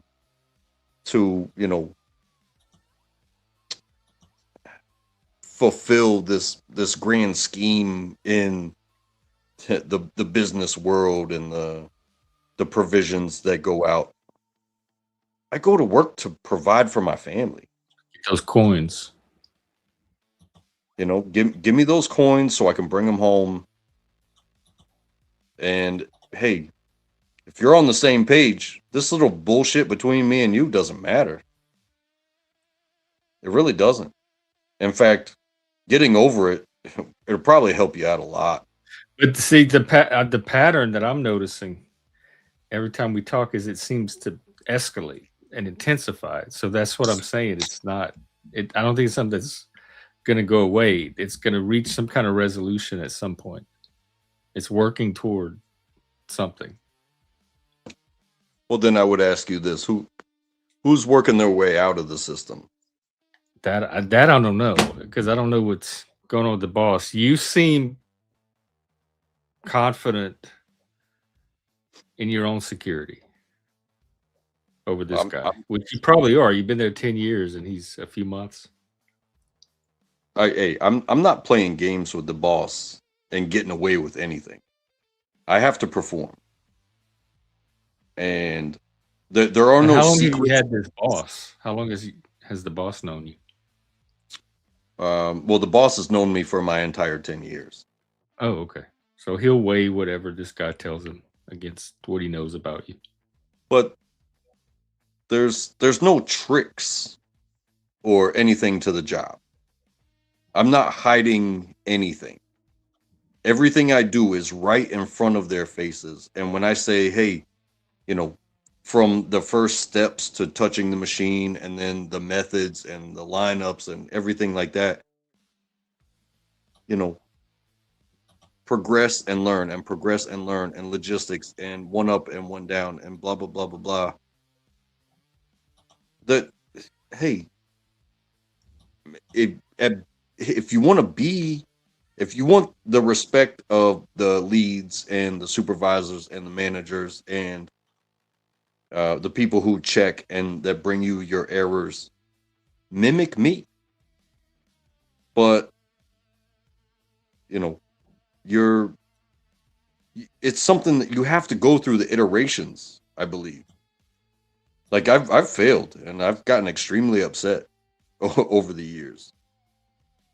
And I, you know, having been through those failures with nobody to coach me through those failures because it was a brand new system, like I'm not there trying to babysit people and coddle them. But I do try to encourage them, hey, this happens, but when this happens, you know, maybe do like this, or, you know, even a little bit of mental motivation and be like, hey, yeah, it's a mess, but this is what happens. It happens sometimes. Like we'll clean it up and everything's going to be okay. Just try to get right back in that rhythm. Y'all haven't had mental rapport from the beginning. And it's almost gotten worse. You never were able to establish it because he wanted to do it his way. You had a certain other way you taught him, and then now it's about taking breaks and going to the boss. So that rapport was never set from the start. Well, I mean, if I teach you my way, and also allow you to, you know, find your own way. But then you try your own way, and that own way opens me up 5 minutes to go smoke a cigarette while you catch up. Am I wrong for going to smoke a cigarette because you didn't get a break? I wouldn't have a problem with it as long as you were there when I needed you. Exactly. what I'm you just do. for you to catch up. I don't see anything wrong with it. And it's not like anything intense is going on when I do that. It's just like, hey, this guy, he wants to go straight through, but you know, he's going to sit there and put marker numbers on the back of sheets of paper to prepare for action. That's going to take him 3 to 4 minutes for the amount of sheets that he has to put numbers on the back of. If I step outside and I smoke a cigarette for 3 to 4 minutes and I'm back by the time he's done, you know, did I miss anything? Because now action can start again. Now, when it's reversed and I have to put numbers on the back of the sheets, and he's a vapor, so he steps out back, he doesn't have to say anything to me as long as he's back by the time the action starts, right? So how are you going to sit here and talk shit about somebody that does the same exact shit? Because there's something else going on. It's not. That's what I'm saying. It's not about the individual issue. There was something from the beginning between the two of you that didn't get integrated. Bro, this dude went from being so excited to come to work. Antagonism from the start that never got overcome. I'm so excited to come to work and so excited to learn and so excited to be part of an elite team because, I mean, you think about 50 people in the building and there's only 2 of us. And there's only How one old of are these people? And there's only one of this machine. And you are part of an elite group just by saying, yes, I will even try. Yeah. But don't get a big head. Don't get a big head like you're better than anybody else. You know? How old is this kid? I mean, person. I think he's a few years younger than me. No, I'm 43. Oh, okay. I think So he's not a kid. He's our age. he is not a kid. He is not a kid. He does have a bunch of accessories with him everywhere he goes, though. So I don't want to call him a bitch, but that word does come to mind. What kind of accessory? Bitch accessories? What are those? He's got a bag. He's got a clip-on bottle holder. Oh, He's got to take his hoodie off, put his hoodie on, take his hoodie off, put his hoodie on. He's got to make sure his hat is at the right angle. I don't know, man. I don't know. I don't know. Like if I get hot, I take my hoodie off. Chances are I'm not putting it back on. It's 90 fucking 2 degrees outside today.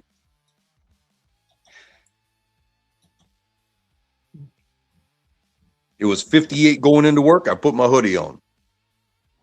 By 9:30, my hoodie was off.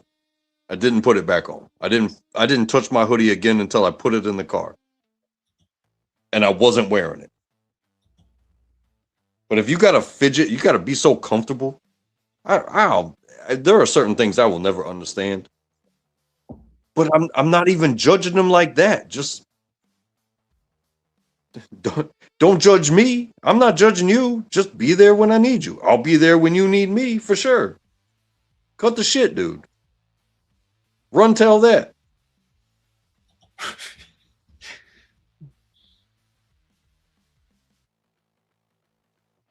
I think that was a Martin Lawrence stand-up. oh, that was.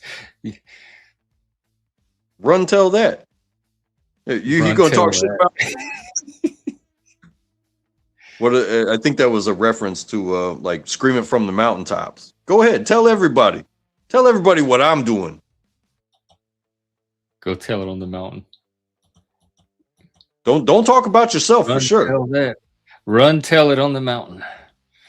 Go on now. Exactly. Right. I'm not worried about it. If I was truly doing something wrong, it would be so visible. It would show in the Everything's on numbers. camera anyway, like you said. It would show in the numbers. It would show on the camera. Robots would see it.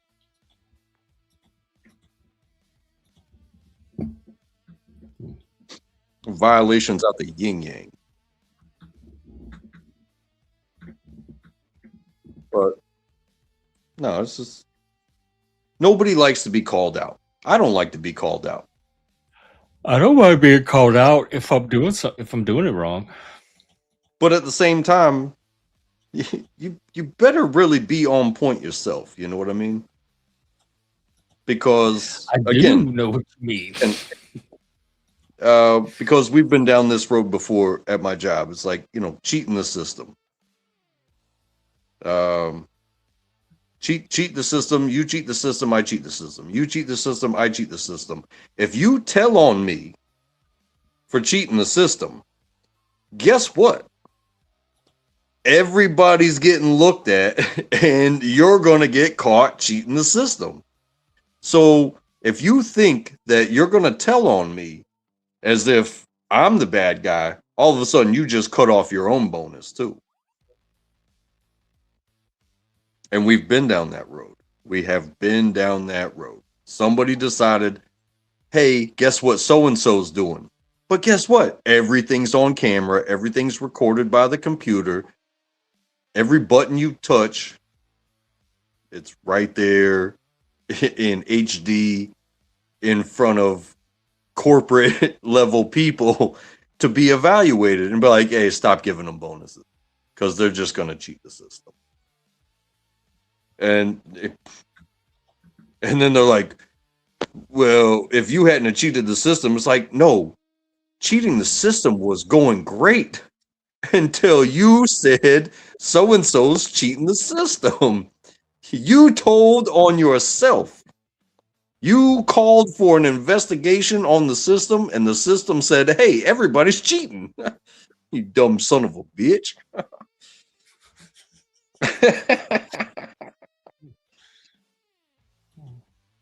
So, hey, It's just a raw look at things, you know.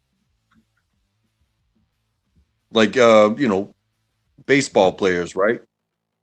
Oh, Barry Bonds is hitting home runs. He must be on steroids. Oh, let's look at the MLB as a whole and test everybody. Oh, 75% of the MLB is on steroids, whether they're hitting home runs or not. We got a problem here. Now let's sit some ball players in front of Congress and watch them lie.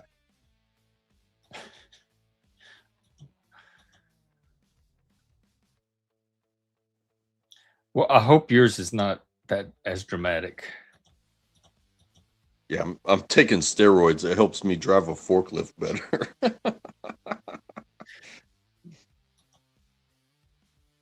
No, man, it's all good. It's so comedic at this point, but I love my job. I love what I do. I love my company. I actually have fun at work, and that's why stuff like this. You're not going to bring in somebody new that I've given 8 months of positivity and encouragement and knowledge, even anything that could even be considered a trick. I try to teach them, try to give them that knowledge, so that way it can help them in making decisions. To get turned around and be like, he smoked a cigarette, but I didn't get to smoke a cigarette. So sorry, bro. I'm so sorry. But I thought he was smoking cigarettes. Well, it's the different sides of the line. We don't do the same thing, so we have different responsibilities. And one side of the line might say he was getting his vape. He was walking away and vaping as well. When he's on the outside, and I've got to put numbers on the sheets, that's 3 to 4 minutes. If he steps outside for 3 to 4 minutes while I'm putting numbers on the sheets, as long as he comes back and is ready to rock and roll when I'm done, hey, no problem. I don't have to go tell the boss, oh, well, he got to vape, but I didn't get to smoke a cigarette. But Not that's to exactly mention, isn't there laws that specify how much breaks he legally gets entitled to each day? Like, he should be taking those. Well, when you get the laws involved, it's very interesting. Because it should be pretty simple, because they have the labor posters. They're supposed to be posted in the break room with all the details on there. Well, there's the but like something like 15-minute break versus for every 8 hours you work, or whatever it is for your state. And nobody can keep those away from him. So if he's complaining that he's not getting his breaks, then he gets at least those, and he needs to take them. Right. And it is very reasonable for us to be productive and take what do you call it? Like, when time appropriate breaks. Like, you don't just snap your fingers and be like, oh, I'm on break for 15 minutes. It is very reasonable for us to, I mean, how from the time you start production in your day, regardless of what you do, how long do you think is reasonable before you would, completely aside from a bathroom break, because I don't consider that a break. Going to the bathroom to me is not a break. Whoa. How long? Turn that shirt. I know a little lower. I know it's pride, but no, it's not. It's not a pride shirt. What are you talking about?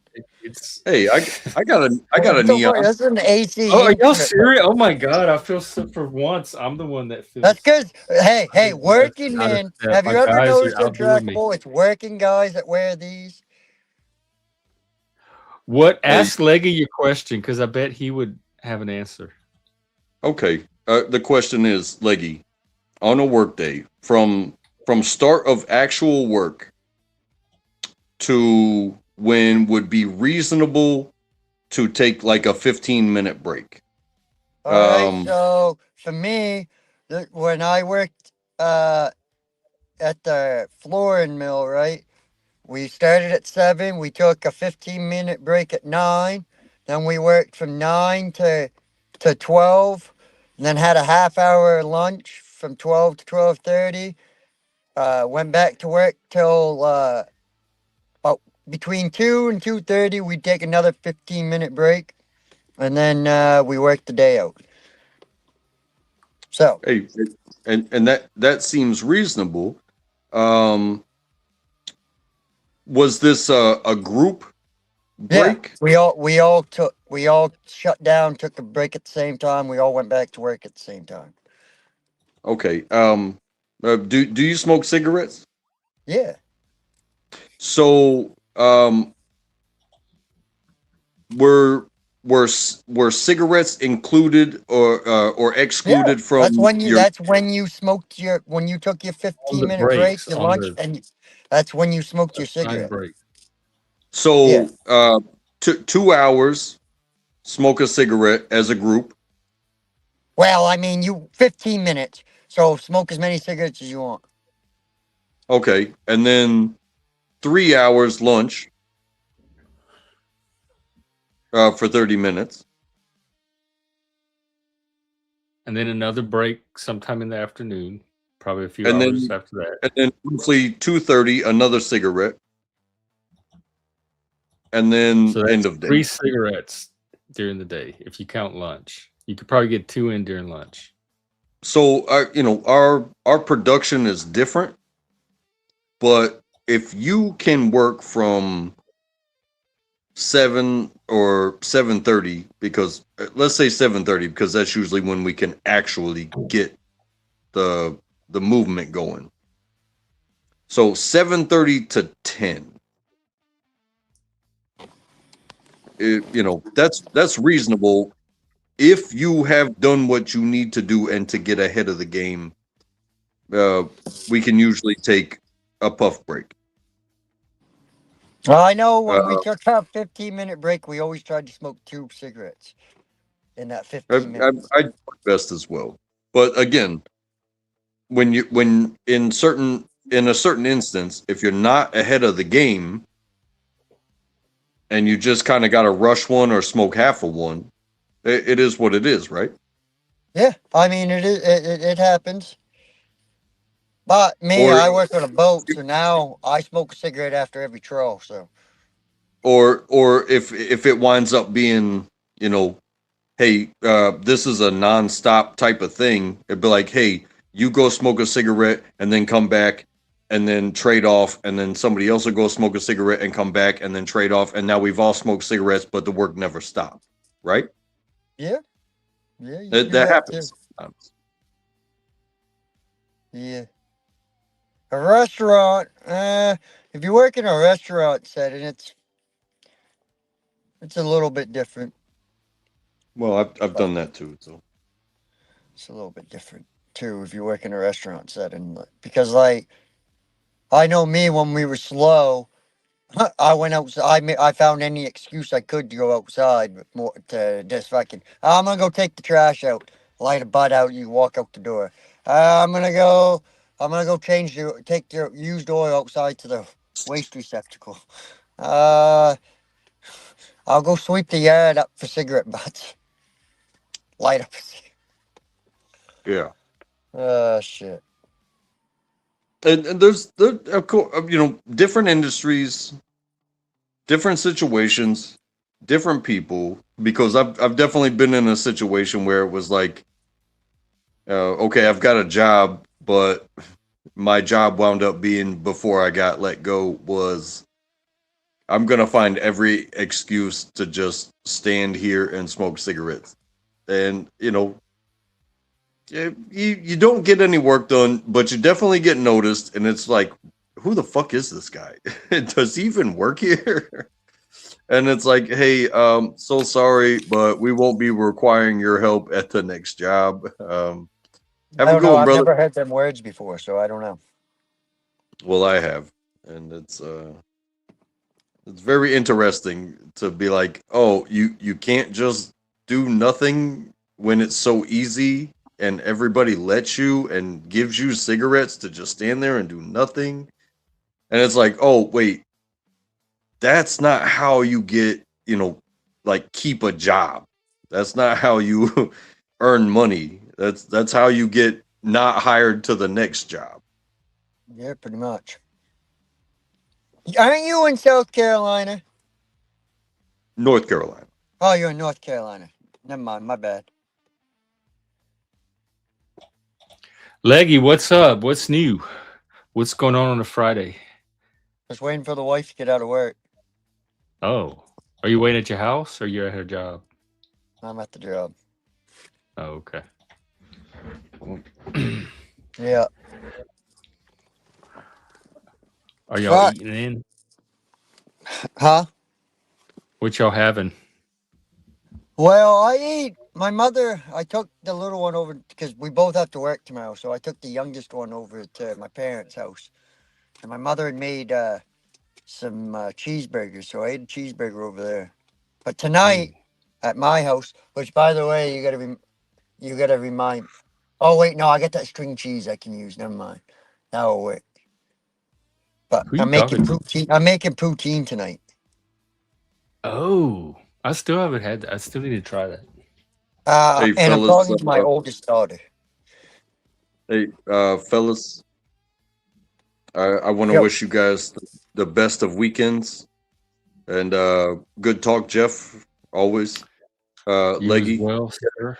I'm track. Keep a leg up on the world, and I will try. see you fellas. All over. Hey, take care of each other and then enjoy yourselves. I love you guys. Love you, Track. Take care. Yeah. See, do I lose audio when he goes? Oh, you might. Let's see. Can No, you hear me? no, I hear you. I got you. Oh, wonderful. I got you, All Joe. right. You were talking about I the mean- cheeseburgers and then something else. Anyway, oh yeah, my mother made cheeseburgers. They were good. But we're having poutine tonight Oh, you're right. The poutine. That's what. at my house. You making it? Yeah. Oh, okay. Well, nice. I mean, it's pretty simple. It's French fries, gravy, and cheese. It's that what's that cheese called that you put on it? Curd, right? Well, I put mozzarella on it, but Oh, okay. What kind of gravy? You make your gravy? no. I can make gravy, but I'm just having turkey gravy on it. A lot of people would argue it should have brown gravy, but I don't like brown gravy. God damn it. I'm not experienced enough. Fuck, the other day you weren't live. Well, you went live the other day, but before that, fucking, I was up on Willie's, right? And we had to move the shed. So Willie got his whole stream was, or half of his stream was basically viewing us down easters moving a fucking shed to fucking. And at a 1 hour 50 minutes, you see me take a cinder block and fucking whip it out and fucking humchuck it like it was a fucking baseball. Who's Willie? What's his channel? Hobo Willie? I don't know him. Ralph? Willie Ralph or whatever the fuck Ooh, his I'm name is. surprised. I thought I knew everybody in that sector. You know Hobo. Willie. You know Willie, I promise you. There's two. Is it with a Y or an IE? A Y. Is it? All right, let's see. Is he jumping out of a plane? Bubba's birthday jump? No, No. I don't think I have the right guy. No.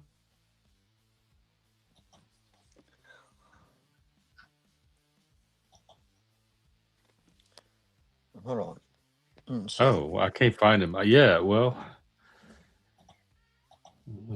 How long did it take you to move it?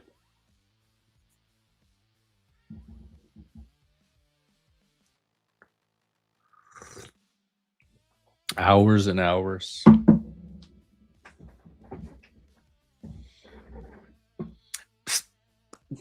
YouTube's going to become people are going to stream enough everyday stuff that YouTube's going to be so mundane, become so mundane that it's not going to be any different than looking out your window and turning on ordinary life. I'm pretty sure that's the live. All right, let me see.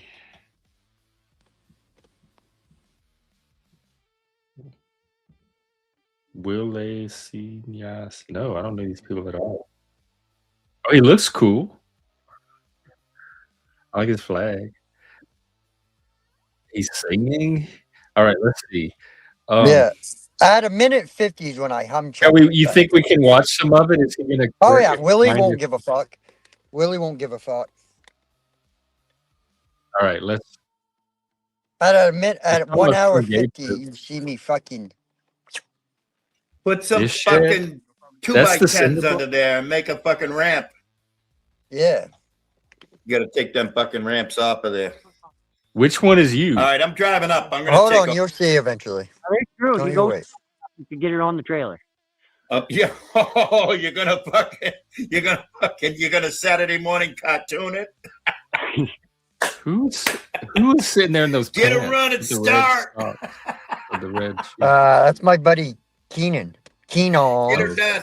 Hey, I Leggy, think, you, or maybe you it- entertain everybody. I was getting ready. Leggy, you entertain. Oh no, that might be. Butt shot from Leggy. Yep, thank you. There you go, Oh, ladies. Wilson There you go, cried. ladies. He's a taken man. He's a spoken for married man, but a little bit of Maine eye candy. All right. See, I can even do it though- now. I can do it now, Queen Ashley, because Which one is that? You they're Leggy? like Yeah, that's me. mostly background. Oh, I have to You go to miss. my. You fast forward it, and you That's miss like all kinds Ashley, of you're action. gonna love this. I have to go Like to miss me my. running and all this I shit. have to go get tuned up first. Hang on a minute. Okay, Ashley, you ready? You got your ears on? You ready for this? All right, I might have to take over for a minute. I might have to do this. You're not even going down. We're back. I might have to do You are this. back on that. This is so suspenseful. All right. You be safe over there, Leggy. You're What are you coming back in a doing? second. Wait, hang on. I'm gonna zip to the good parts. Go to one outta hour here, 50 Leggy minutes. says. 1 I'm hour. doing Now the- go back. I'm doing Go the audio. back. Go back. Go back. Get a 1 hour shoehorn, 50 Leggy. minutes. There you go. Push it. All right, from One here. hour. Watch it right here. Okay. Look at that man. He's Because you'll out get there to see in me his whip the pajamas. cinder balls. He rolled right out of bed and said, "Let's move this fucking shed." From the bed to the shed. I'm a fucking rhymer. I love it that Leggy's got fucking a headset and he's got his ears on and he's whipping cinder blocks like that. Fucking, Just went over your own back. Leggy just whipped Oh, the we cinder do have block like it was a marshmallow. No, I had to saw it so he could move back. That guy's I know, he's in his This pajamas. is some friggin'. Where did they find him from? Yeah, but you know, This is some that's sexy what working porn for that's you what ladies. 6 foot 260 Huh? looks like. Working man's porn. Working You? man's corn on No, the top. Brandon. The guy Oh, in the yeah. pajamas, Brandon's 6 There we foot go. tall and he's about 250. Shout out 260. lobster boxes. Oh. Get You're- the you're fuck like outta what? here, The guy- Leggy. the guy- I'm doing the The doing guy audio. standing beside the guy, I'm doing the Keenan's like 5'8" and about I'm in charge 230. of You're just gonna voiceover. hit these back. these straight How from the tall back are down, you, then look Leggy? back. I'm like 6'3". I hope they got that thing And like Yeah, blocked up. you and I have Those the same tires are build. gonna be rubbing. That tall, thin bill, ectomorph. I hope they got it blocked up. Try going ahead with Frank now. I don't know why I love watching. Set the lobster box One of the free. best I content. can't believe, D-Johns, I can't believe how strong the lobster boxes are made, but obviously they are. But he fucking chucked that thing, and that thing just took lobster box. a licking and just kept on ticking. They did it again. Somebody's, oh, you know what it is? My notification is set like a doot-doot, like pushing 2. Sorry, I took a couple Oh, yeah. puffs. Not what Mike Cerrone claims. Dude, the best How part did was when he you come whipped into that this? old Removing a school I shed. said, block I like it said, was a do you see marshmallow. how That I'm was the best taller part. than everybody Oh else? yeah. I said that's what a Oh. true 6 Yeah. foot 3 looks like, not what Mike Cerrone. Sure was. Yeah, I looked. You, if Sure we stood next was. to each other, they wouldn't be able to tell us apart. Sorry, I took a couple puffs while you were working. If you I fast haven't forward, been you'll playing see it like for a me while. standing around talking to everybody. Yeah, Okay. I'm talking about like You got to get like, way Yeah, up. tall and lanky. Ashland, Mercedes, Presque Isle, Yep. Fort Kent. Right. That sky, I Madawaska. can't get over that Yep. mean sky. Yeah, you the got to go way up. Allagash. Seeing a moose is Golden a Road. very very rare occurrence. I got to see a mob. Millinocket, East I see Millinocket, it loose all the Yep. time. like that way. Shut Route up. 11. Pretty much, if you take Route 11 in Maine and go that way and come up. Old boys got together and moved the All right, it's funny what? Is that the wolffish? up of muscle in the next Yes. months Oh or my years god! or You going whatever. on a But hike? yeah, I guarantee you, Blues is just getting up to pee right now. That's it. Too much Oh. middle of the day for that fucking second shift mortician Pee from hike. Pittsfield, Massachusetts. Those blueberries, I think they had. That's what I was just trying to look at. I think they had blueberries. dude. I love the fucking wild blueberries. Now, Leggy, you've been down to Boston a few times, right? Oh, yeah. So you know, coming now. Granted, you're a '95 guy. You come down through fucking Georgetown and fucking the big fair town there, Topsfield and what have you. But I'm sure on an occasion or two, you came down '93 from '95, right? Blues throw fucking job site. Oh yeah, you'll get to hear real talk. I'm You like, want to yeah. know how we So talk? someone told me to. Stand by to stand by. I guess we've seen. Uh-oh. Are there any other parts you would hit? All right, here. Yeah, I'll get them taken the seat soon. Kids will be safer. I'll be safer. I like your ready Crocs. for Where some- can I get a pair of Crocs? Guys, ready like for some- that, Whoa. man? What the fuck? What happened to Will Something A? big just Oh, flew hold by on. me. Fuzzy Crocs, too, I hope man. it was a flutterby, Dive and bomb not by a a bird. not a wasp. Oh, We got an blue ones, insect. too, If it was a man. wasp, I'd have to Yeah, I mean. do something different. Come on now. That Come that on, was the man. license plate to the trailer. But Come the on, Why license did man. you plate get to that the trailer Jesus got light? kicked off Just 'cause there's cat. no like room that. for the building to go on with it that there plate on. Shop litter. I know. LITTER. I Yeah, caught that. that there will be Maine 25. Come on, That man. says February B 72 blah blah 36. Yep. Can't get that from here. Yep. Come by. I just look forward and I don't even. Here we go. Come on. I look see if I Oh, you see know what? orange. This If I shit's see connected. white, I look away. Yeah. He comes sailing by. Goddamn cell phone, I bet. Yes, he still does the unit. Harold and Kumar when kids in the pool and I think it's one of these. He's. I don't I'm just like, what the fuck? Do you know all these people? I couldn't believe Oh it. yeah, yeah. Oh. Like this is all like I every couldn't believe one it. of us He does is that. friends. I mean, everybody Connect. there Here we go. except me and Keenan are related. Here we go. Very Stand by. Oh, they're all related. Here we go. Yeah, I mean, you had Alright. two brothers and Real then two people, real cousins. conversations. I'm sorry. It's all right. I was hardly here. And I've been trying to hook up Bluetooth ears this whole time and everything. All right. Is that most Up of and- it? Yeah, I mean, Yeah, Well, at least you got a phone. it comes up. Wow. I'm sorry I wasn't live. yeah, it was, You it was bring the quite a good best time. content. As Haley Alice said, you never know where I'm going to be. Could be on a plane. Actually, I I could be try on a to boat. make it. I'm at the same time every day. 3 p.m. East Coast, noon on the West Coast. I try to make Well, it you as do, easy as but possible. I mean, I I can't. want people to Things know happen. Things happen before that, Jeff. what with me. Are No, we? I'm saying though, like I'm usually doing things way before 3:00. Oh yeah, all the good stuff is happening before. If something like this happens in the future and you want to like DM me or something and say, "Hey, I'm about to move a house. Do you want to go live?" I'll probably do it. Like as a That was fun. bonus. Oh, yeah. Oh, the wolf fish. Yeah. I put that on there, right? And Willie goes, "Is that a wolf fish?" I go, "Yes." I go, "That is a wolf fish, not to be mistaken for Zell's vagina." Oh, stop. We watched that video. You came on and you said, "Hey, I caught a wolffish. I'm about to put up a video." We saw it. I'm surprised there's not a monster movie yet made out of it. Its teeth was Who all knows? bloody. Did it bite something? Did you get bit?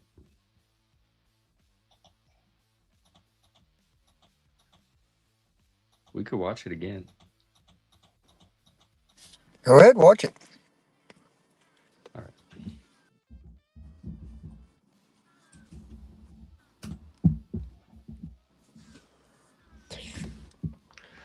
Well, let me find you. Hang on. Why aren't you coming up?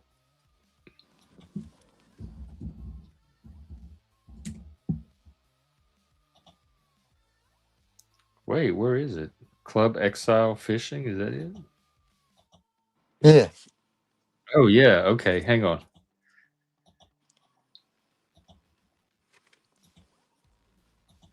Leggy and the Wolffish. Yeah, but then I get the video. If you go to my post too, Look at this cocksucker. What? I said I get the photos of Brandon holding it out. Go where? Come on. On my, Why if you is go it? to my Why is community its mouth post, so bloody?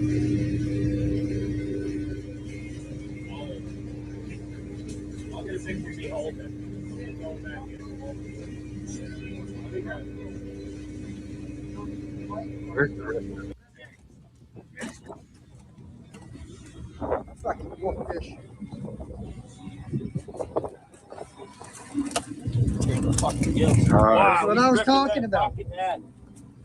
eating on that net? This right here is what we call a fucking wolffish.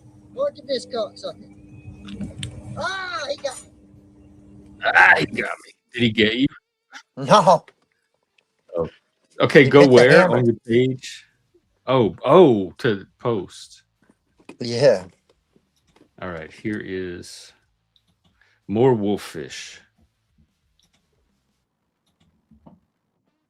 Wow.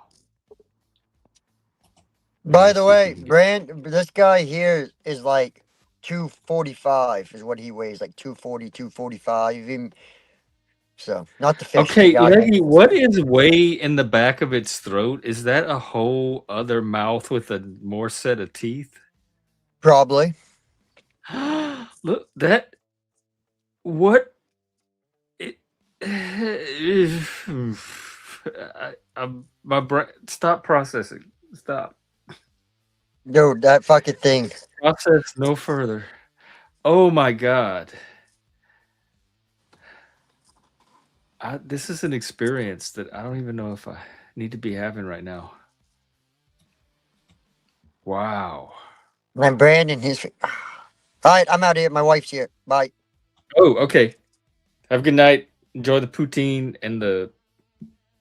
Don't say it. Don't say it. Don't say it. All right. I think we're done. At least for now. Possibility of an evening stream later tonight. We'll see how it goes, although I've already gone 4 hours. That might be it for today. And if not, tomorrow, 3 p.m. Eastern, noon Pacific. Look for me then. Thanks for hanging out. Had a lot of fun doing it. Come back tomorrow and do it with us some more.